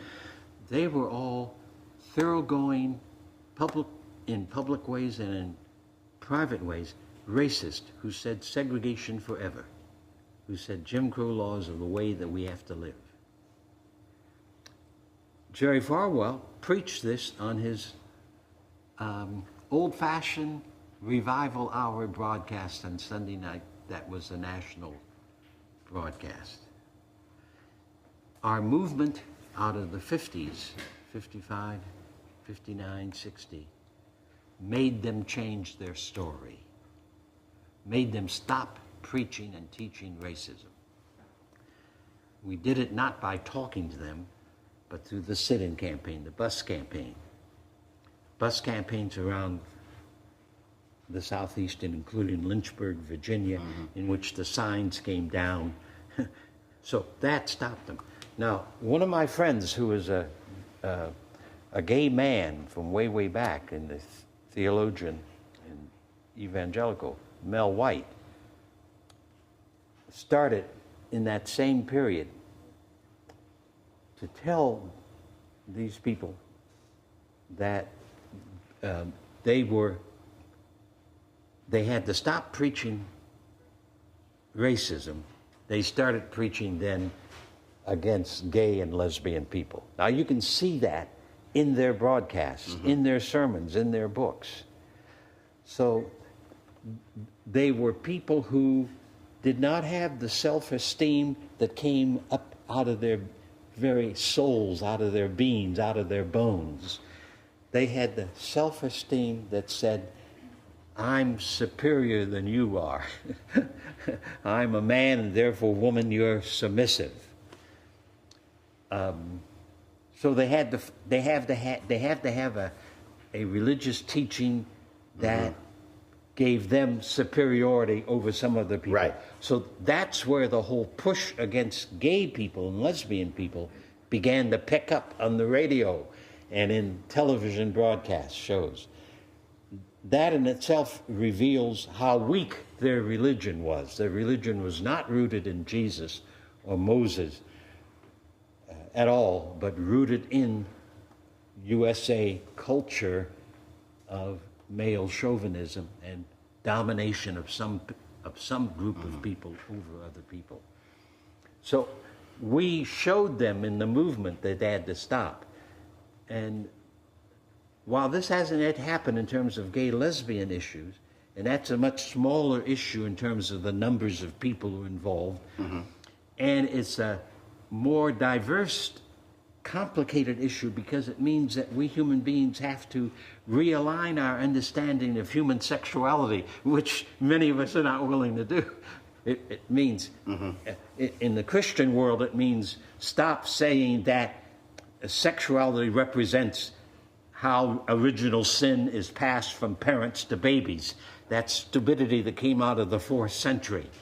So a whole society has to change its understanding and see human sexuality as a good gift of creation, a good gift of life that can be appropriated for the advancement of life and for the achieving human potential.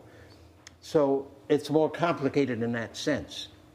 But the point I want to make is that two things. One, yes, every form of discrimination against people, whether it's for complexion or creed or politics or whatever, it doesn't matter. Every form of injustice that deprives people and babies of access must be abolished. That's the task. So it's much greater than even our work in the United States. And the second thing then that I want to emphasize is that these enemies of human life, in many ways, they cannot be talked to very well. They have to be shown by a struggle that allows them to recognize that they're up against a soul force that they cannot smother, that they cannot stop, and that ultimately will demand that the systems of domination will change. And a part of that is what's going on today, to the great dismay of too many people. So the King movement of 1955 is the first time in a very violent civilization, Western civilization, any sizable group of people started to work to change by insisting we can use nonviolence power to create the change. Gandhi said that nonviolent power, the power of life, is the greatest and most creative power of the universe. And that if we human beings turn away from conventional wisdom towards using the gift of life, which is ours at birth, we would be surprised what the future of the human race will look like. Last task. You come upon a young person. You come upon somebody who's in their 30s or 40s or 50s or 60s or 70s. And they say, Reverend Lawson, I listened to all that stuff you laid out. I appreciate all of that. I just do not believe that voting will make any difference whatsoever. They ignored that sign that's at the Civil Rights Museum, formerly the Lorraine Motel, where that black girl said, all I want for my 18th birthday is a voter registration card. They say that stuff doesn't matter. You've got 30 seconds. That's all you have. You might be getting on the plane, getting in the car. You might be trying to get into your house. And all you got is 30 seconds to tell them why they must vote. What do you say?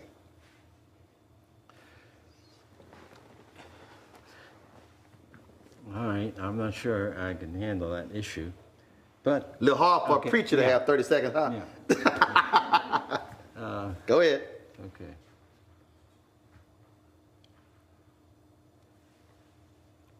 You cannot fulfill your life if you're not willing to engage in the tactics and strategies that makes your own life grow and helps you to build the community in which you want to live. Voting is a singular method for a people locally and regionally to govern themselves. 28 seconds. Okay. Reverend Lawson, I appreciate it. Okay. Thanks a bunch.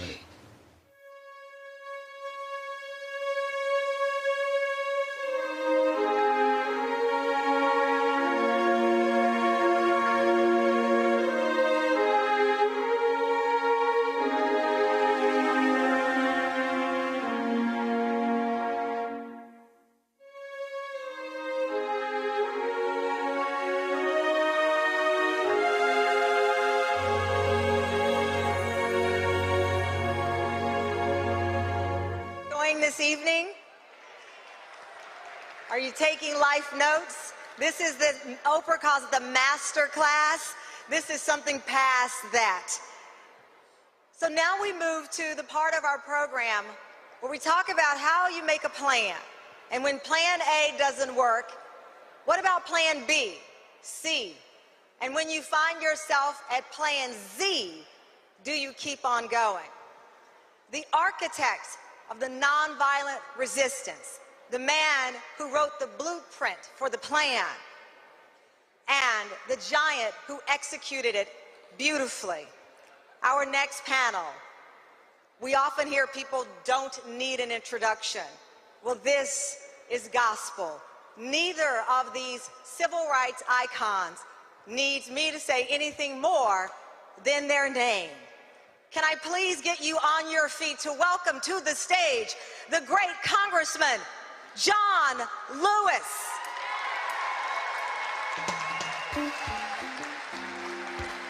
And remain on your feet, ladies and gentlemen, for the man who is the blueprint, the creator, the architect of it all, Reverend James Lawson.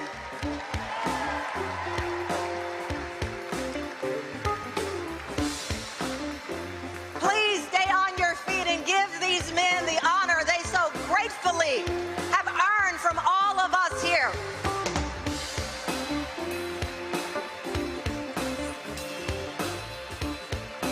How are you? We're going to get right to it because there is no time to waste.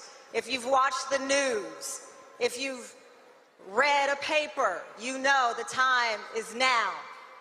Congressman, let's talk about where we are. Millions of people around this country marched in defiance against what they see are gun laws that are not serving the people. Where are we today as it relates to the ability to sustain a movement, to keep it going 50 years after Dr. King's assassination? Well, thank you very much. I'm honored to be here tonight, to be with you, to be with my teacher, my friend, my brother, Jim Lawson. My philosophy is very simple. When you see something that is not right, not fair, not just, you have a moral obligation to say something, to do something. You cannot afford to be quiet. I think we're going to continue to go forward. These children, these young people, the women of America, but especially the young people going to get us there. I am very hopeful and very optimistic that these young people will be the leaders of the 21st century. Reverend Lawson, seeing what we witnessed, as Congressman Lewis said, these young people, the young women on this stage today that are carrying the lessons that you taught Dr. King, that you taught Congressman Lewis, how does it make you feel to see those very tools that you came back with implemented? You want me to speak the truth, or you just want me to talk? The truth and nothing but the truth, so help us God. Well, number one, I'm going to say, my observation is that most activism in the United States today is the activism of the USA and is largely cultural activism. What do you mean by that? I mean by that the lessons from the Rosa Parks King movement, which is a separate entity from what's called the Civil Rights Movement, was a different kind of movement.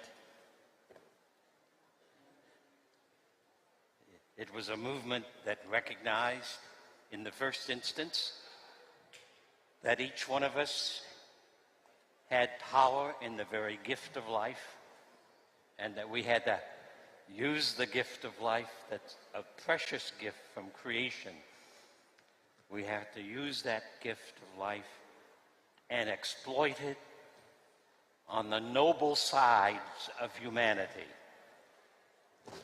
to learn to be as alive as we could become, to discover that with the gift of life is the gift of love, and that love is the energy of the universe and is the creative force of the universe, and that if we want to have a struggle, then movement must come out of that first. It cannot come out of a culture of violence. It cannot come out of a culture that has for too long pretended to be a land of the free and a home of the brave, while doing the most horrible kinds of things and developing a torturous history that has poisoned the airways in the United States in ways that we do not know. And then in addition to that, if we use a struggle that comes out of the gift of life, the gift of love, the gift of truth, that has to be essentially a nonviolent movement. And a nonviolent movement requires a sense of reason that says, if you want social change, you have to be and you have to do the things that produce social change. If you want justice, you must become just people. A struggle for justice must be itself a justice struggle. If you want freedom and access, then your movement must not reflect the enemies of human life, but must reflect equality and liberty and the dignity of all life. Yes. And so Congressman there's no alternative to that. You cannot overcome wrong with doing wrong. You cannot overcome evil with evil. As Gandhi said it very well in the words of Jesus, an eye for an eye, soon everyone is blind. A tooth for a tooth, soon everyone is blind. You can't get a new society by planting the seeds of the old society. If you want a new society, you have to plant the seeds that produces a new society. Jesus of Nazareth, and I say that name without all the dogma wrapped around him, insisted that you cannot get grapes from a briar bush. Yes. You have to get grapes from a grapevine. So how do we today get that love, the resistance, the humanity back into the movement? I think if you'd ask anyone here, are they a just person, they would say yes. One of the problems of our society is the fact that we are romantic of society. We think every generation is going to change us, but we mold every generation with straight up and down USA culture. So how do you get a new world from a new generation using the tactics of the society in which they live? What is the answer, Congressman? What is the answer, Reverend Lawson? The high school movement has a good beginning. That is, they know that enough is enough, and they want to see, they want to have the capacity of a society where they can operate learning across their years, especially as young people, in safety, without the violence, without the guns. Congressman. So that's a good goal. Yes. I like the goal. Well, Jim Lawson has been my teacher. Yes. He's been my leader. When I was very young, had all my hair and a few pounds lighter, this man imbues me with the teaching of Jesus, the teaching of Gandhi. My advice for the young people today is to study the movement, read the literature, watch the films, the videos, and accept nonviolence as a way of life, as a way of living. When we were beaten, arrested, and jailed, we accepted it. During the 60s, I was beaten and left bloody, unconscious. I thought I was going to down that bridge. I thought I saw death during the Freedom Rise in 1961. When black people and white people can be seated together on a Greyhound bus or a Trailway bus, leaving Washington, D.C., to travel through Virginia, North Carolina, South Carolina, Georgia, Alabama, Mississippi. We were on our way to New Orleans. And Jim Lawson and others of us were arrested. We went to jail. More than 400 people, black and white, went to jail in Mississippi. But we didn't strike back. We didn't give up. We didn't give in. We kept the faith. And our action led to the desegregation of public transportation all across the American South. So when people say nothing has changed, I feel like saying, come and walk in my shoes. I will show you. Yes.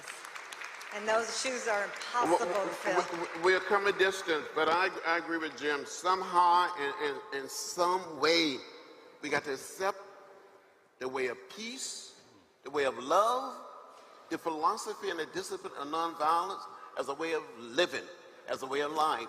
As a congressperson, I don't vote for military spending. We have enough bombs and missiles and guns to destroy this planet.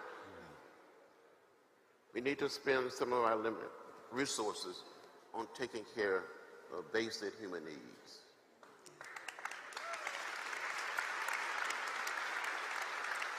When you hear from the young people who are on this stage, when you hear them, and I watch them come up to both of you asking to sit down and just provide them some advice, the blueprint hasn't changed. What worked 50 years ago can work today, but they feel under siege.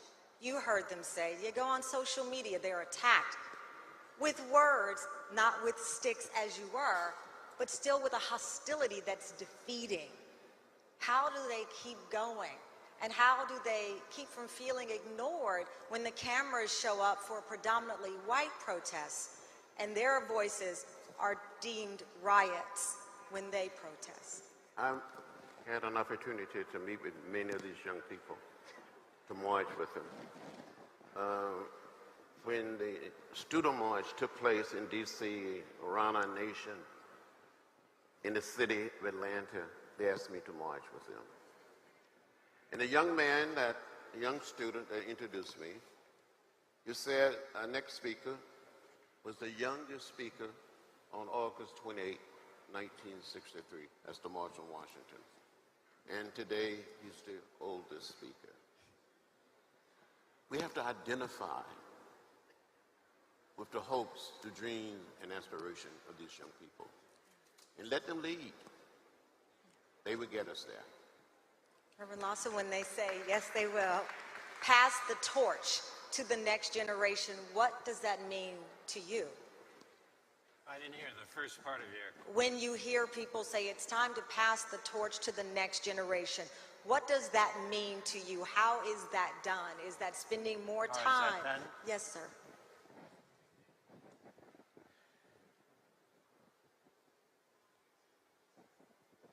Well, one of the ways it's done is by young people putting themselves in a position where they can hear and feel and study and debate over some of these struggles.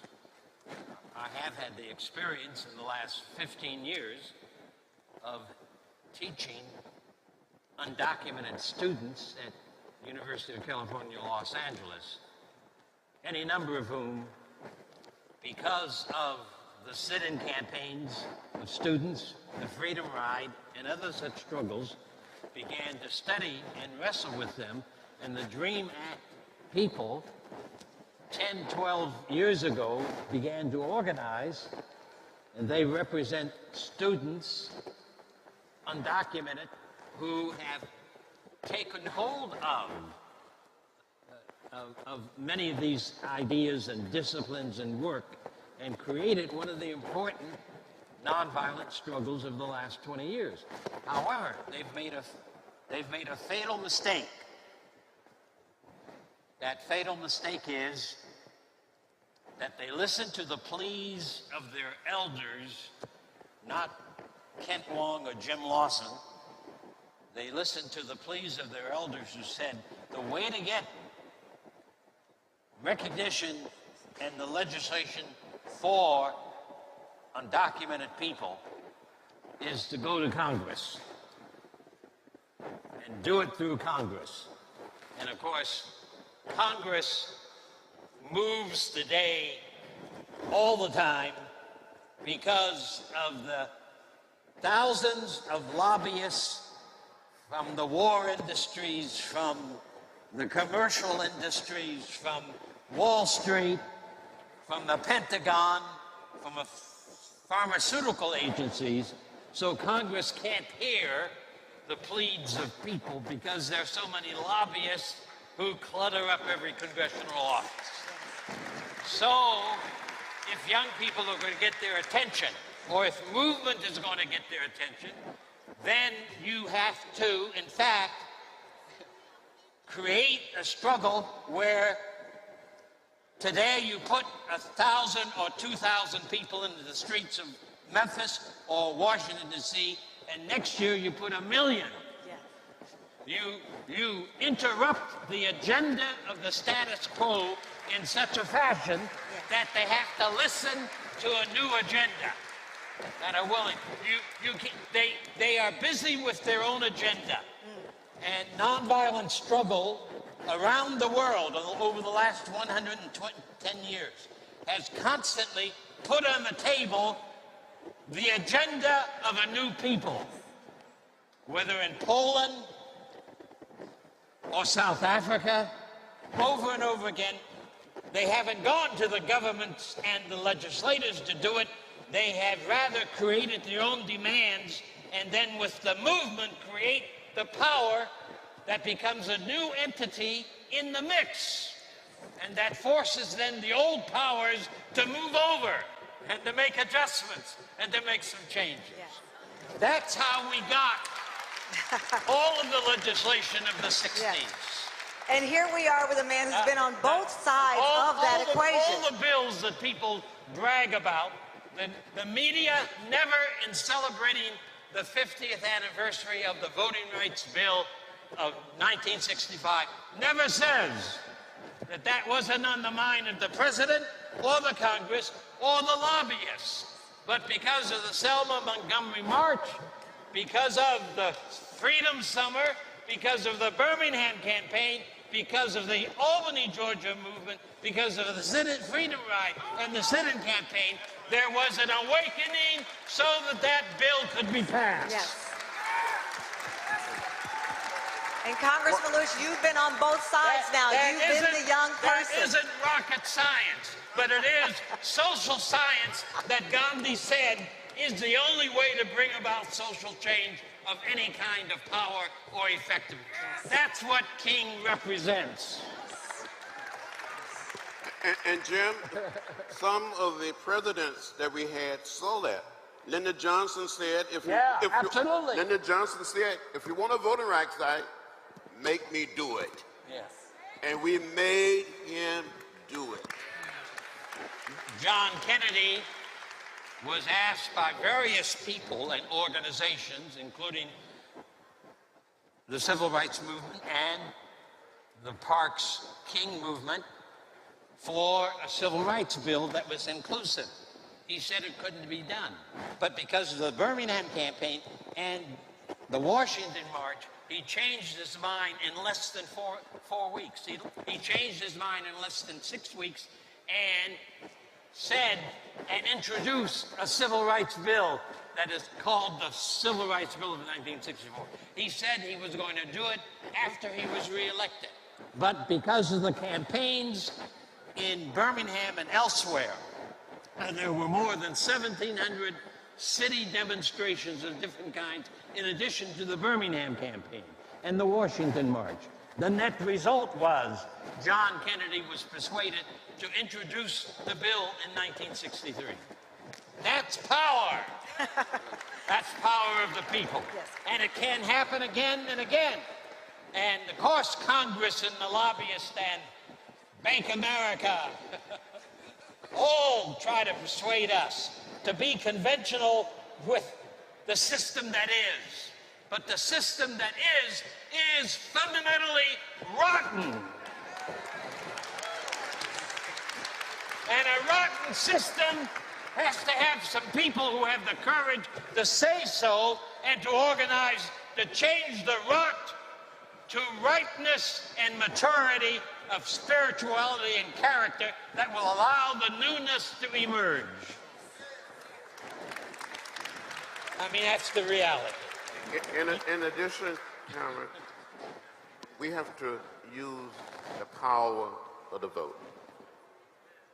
I've said on many occasions that the vote is the most powerful nonviolent instrument or tool we have in a democratic society, and we have to use it. And too many of us fail to use it.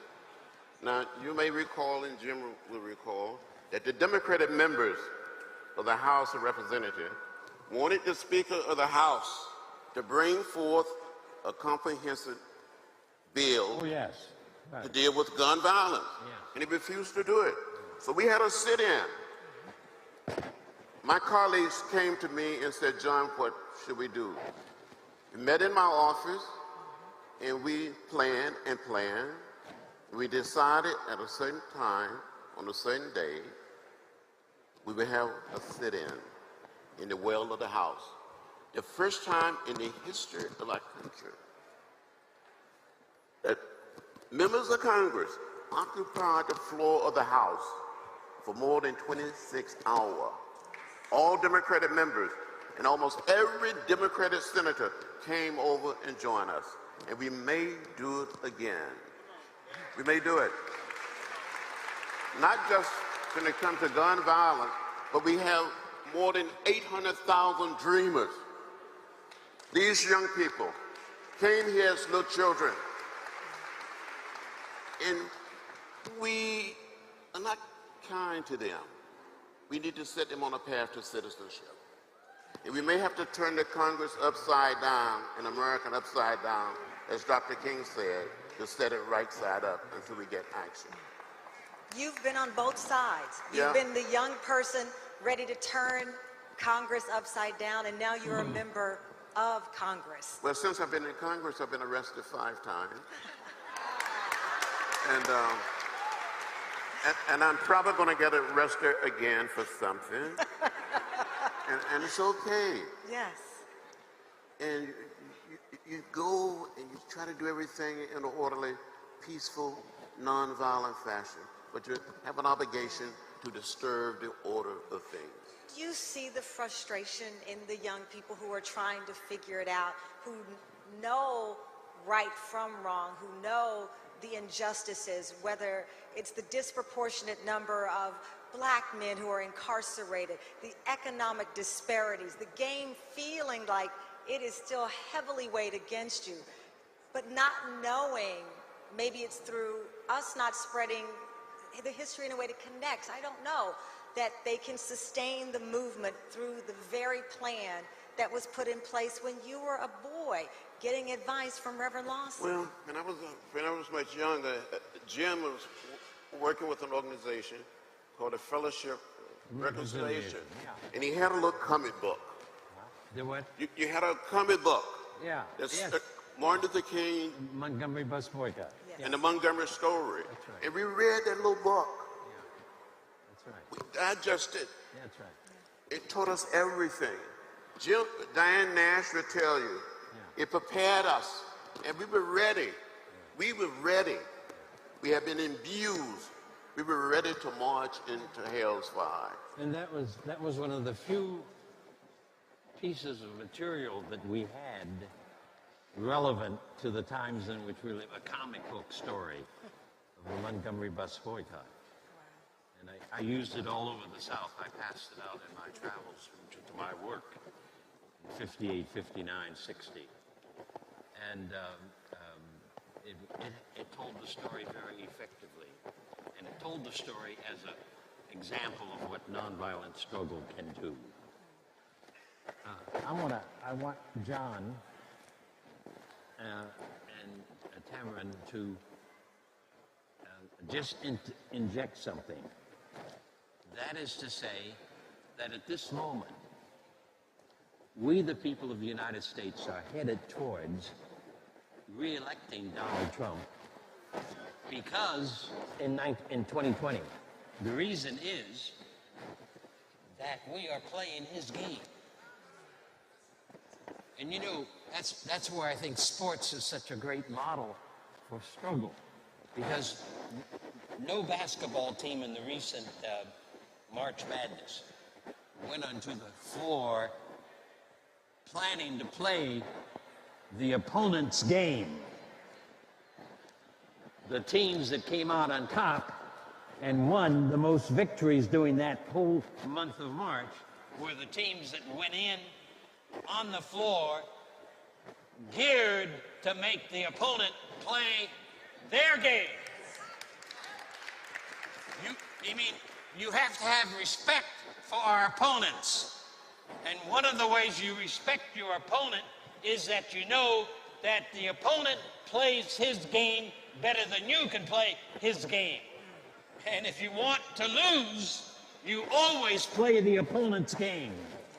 If we, the people of USA, manage to elect a new president in 2020, it will be the accident of history and not the way in which we behaved in the last 4 years or today in 2018.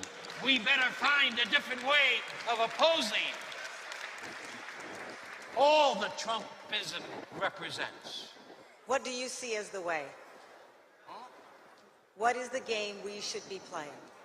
Well, for an example, I don't watch a lot of TV news, but I do watch from time to time certain TV commentary shows. And for the last year and a half, or a year and 4 months, if you see commentary film, commentators talking about any issue, over and over again, in the background is going to be a picture of President Trump. Almost all the time. The one I watch the most is MSNBC. I also watch occasionally CNN. Sometimes I switch back and forth when I'm going to do it. And all the time, they're reporting the news, and a picture of Trump is going to be in most of the TV pictures all the time. I know of no better way for him to be reelected than the news media to keep talking about any issue, and there's Trump in the picture. There he is. Every Twitter. Well, the media is going to reelect President Trump for the U.S. people by the way in which they report this time, at this moment, what's going on in our society. You mark my word. Mark my word. Congressman Lewis, looking forward to the midterm elections, and no matter who ends up in control of Congress, the reality is the issues that face our communities, and what I mean by that, not just black people of color, people who live below the poverty line, people who are marginalized. How do they empower themselves no matter who is in control of Congress or who sits in the White House? We have power, and we need to use the power. We need to use it. So many of our people of color, African American, Latinos, Asian American, Native American, hundreds and thousands and millions of white. We have power, but we don't use it. And with social media today, we should be able to do more than we are doing. We hadn't heard of the internet. Facebook. What is that? And we had more than probably 500,000 people, maybe at the March on Washington in 1963. I think it was an undercount. It said 250,000. We didn't have social media when we marched across the Edmund Pettus Bridge on Bloody Sunday. Well, we changed America. People couldn't stand to see people being beaten down. They couldn't stand to see people be trampled by horses, tear gas and bullwhips.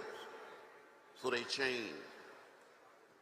We have to create another powerful period of nonviolent direct action. And we can do it. I'm convinced we can do it. Put hundreds and thousands and millions of people in the streets. Why do we have all these members in Congress today deciding they're not going to run? The handwriting is on the wall. We're going to take the House of Representatives back, and if we work, we're going to take the Senate back. I'm going to work my butt off to see that it happens. And Reverend Lawson, I'll give you the last word on this, as we may see a change in the makeup of Congress. Ultimately, what you started out the beginning of your message was humanity, finding that voice within all of us that can reach in a nonviolent way to affect change. You said to me, do you want me to tell you the truth? So I'll ask you today, do you believe that we are on the verge with the young people, with where we are we on the verge of recreating what you created 50 years ago? No. Say it directly. We, the people of the USA, really do not have a political party.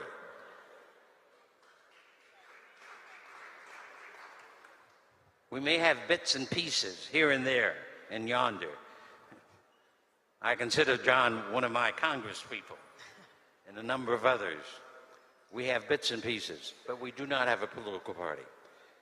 if we are to regain a political party that moves in the directions that the country was moving in, we, the people, are going to have to organize from a nonviolent perspective and create campaigns in city after city that helps to forge a new party, a new Democratic Party maybe, that will do our will, that will look to our interests.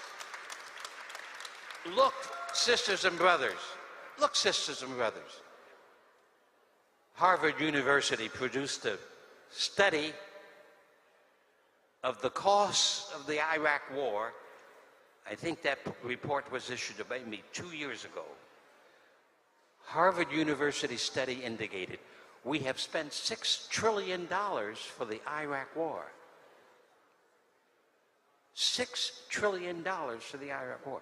Now, if we, the people, want Head Start and quality education for every boy, every girl, everywhere across our country, we're going to have to be in the streets to see to it that no more $6 trillion are going to be spent for war, but they're going to be spent on quality education, quality housing, on non-discriminatory economics, on the equality of economics across the board. I maintain that our present economic system is a plantation capitalist system, ideologically and structured. It is aimed at the gathering of wealth by the plantations. It is aimed at saying that working people, working families do not need to have sustainable incomes and steady and stable work. It says that they are more like slaves and do not deserve to have living wages. That's plantation capitalism. The fact that we have 160 million people at the bottom half of our population who do not have the wealth of the property of the 3 wealthiest men in the United States is in itself an indication that our economy is from top to bottom rotten. 160 million people do not deserve to be at the bottom of the ladder on food stamps and unable to support their children. Shelter insecurity, work insecurity, food insecurity, medical insecurity. That's the deliberate plan of the economy, though many of the decent people who are in that economy would say that's not what they wanted. But good intentions without good methods will lead to hell, not to heaven. You asked for the truth, we got the truth. There you have it. Good intentions is the road to hell, rather than the road. There you have it, Congressman. Good intentions have to have good ideology, good structures, good movements, good attitudes across the board. If they don't have them, we can't do it. Before we turn it over to April for the next panel, I will ask Congressman Lewis to end it on this, which is where we started. Where do we go from here? Well, I deeply believe and I feel that we can humanize America and create an America that is at peace with itself, where no one is left out or left behind because of their race or because of their color. But what we need in America is what I called back in the 60s a nonviolent revolution. A revolution of values, a revolution of ideas. I've said to people all the time that you must never get lost in a sea of despair. You have to continue to believe that we can do it, we can overcome. It may take a few days, maybe a few years, but we will get there, and I believe that. I've seen people who lived in fear. They were afraid, just living afraid. But I also have seen people grow up while they are sitting on lunch kind of stools, or while they are marching from Selma to Montgomery.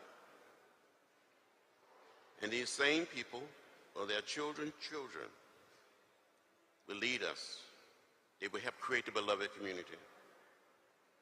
But we must create a society that respects the dignity and the worth of every human being.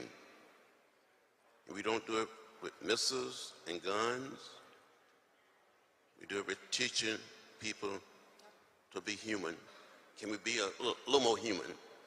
Can we just love everybody and not hate anybody? As Dr. King said, hate is too heavy a burden to bear. The way of love is much better for all of us. Thank you. Let's again thank these great men for their wisdom then, their wisdom now, and their words that will live forever.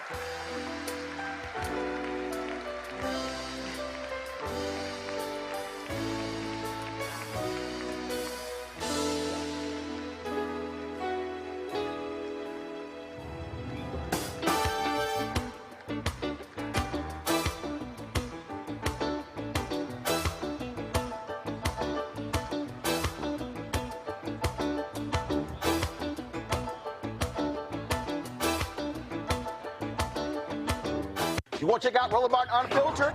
YouTube.com/Roland S. Martin. And subscribe to our YouTube channel. There's only one daily digital show out here that keeps it black and keep it real. It's Roland Martin Unfiltered. See that name right there? Roland Martin Unfiltered. Like, share, and subscribe to our YouTube channel. That's YouTube.com/Roland S. Martin. And don't forget to turn on your notifications so when we go live, you'll know it. You want to support Roland Martin Unfiltered? Be sure to join our Bring the Funk fan club. Every dollar that you give to us supports our daily digital show. There's only one daily digital show out here that keeps it black and keep it real. It's Roland Martin Unfiltered. Support the Roland Martin Unfiltered daily digital show by going to RolandMartinUnfiltered.com. Our goal is to get 20,000 of our fans contributing $50 each for the whole year. You can make this possible. RolandMartinUnfiltered.com. Hey everybody, this is Sherry Shepherd. You're watching Roland Martin Unfiltered, and while he's doing Unfiltered, I'm practicing the wobble. So I am. Because Roland Martin's one, he will do it backwards, he will do it on the side. He messes everybody up when he gets into the wobble, because he doesn't know how to do it, so he does it backwards. And it just messes me up every single time. So I'm working on it. I got it. You got Roland Martin. Hi, my name is LaToya Luckett, and you're watching Roland Martin Unfiltered. What's going on, everybody? It's your boy Mac Wiles, and you are watching Roland Martin Unfiltered. What's up, y'all? It's Ryan Destiny, and you're watching Roland Martin Unfiltered. What up, Lana Well, and you are watching Roland Martin Unfiltered.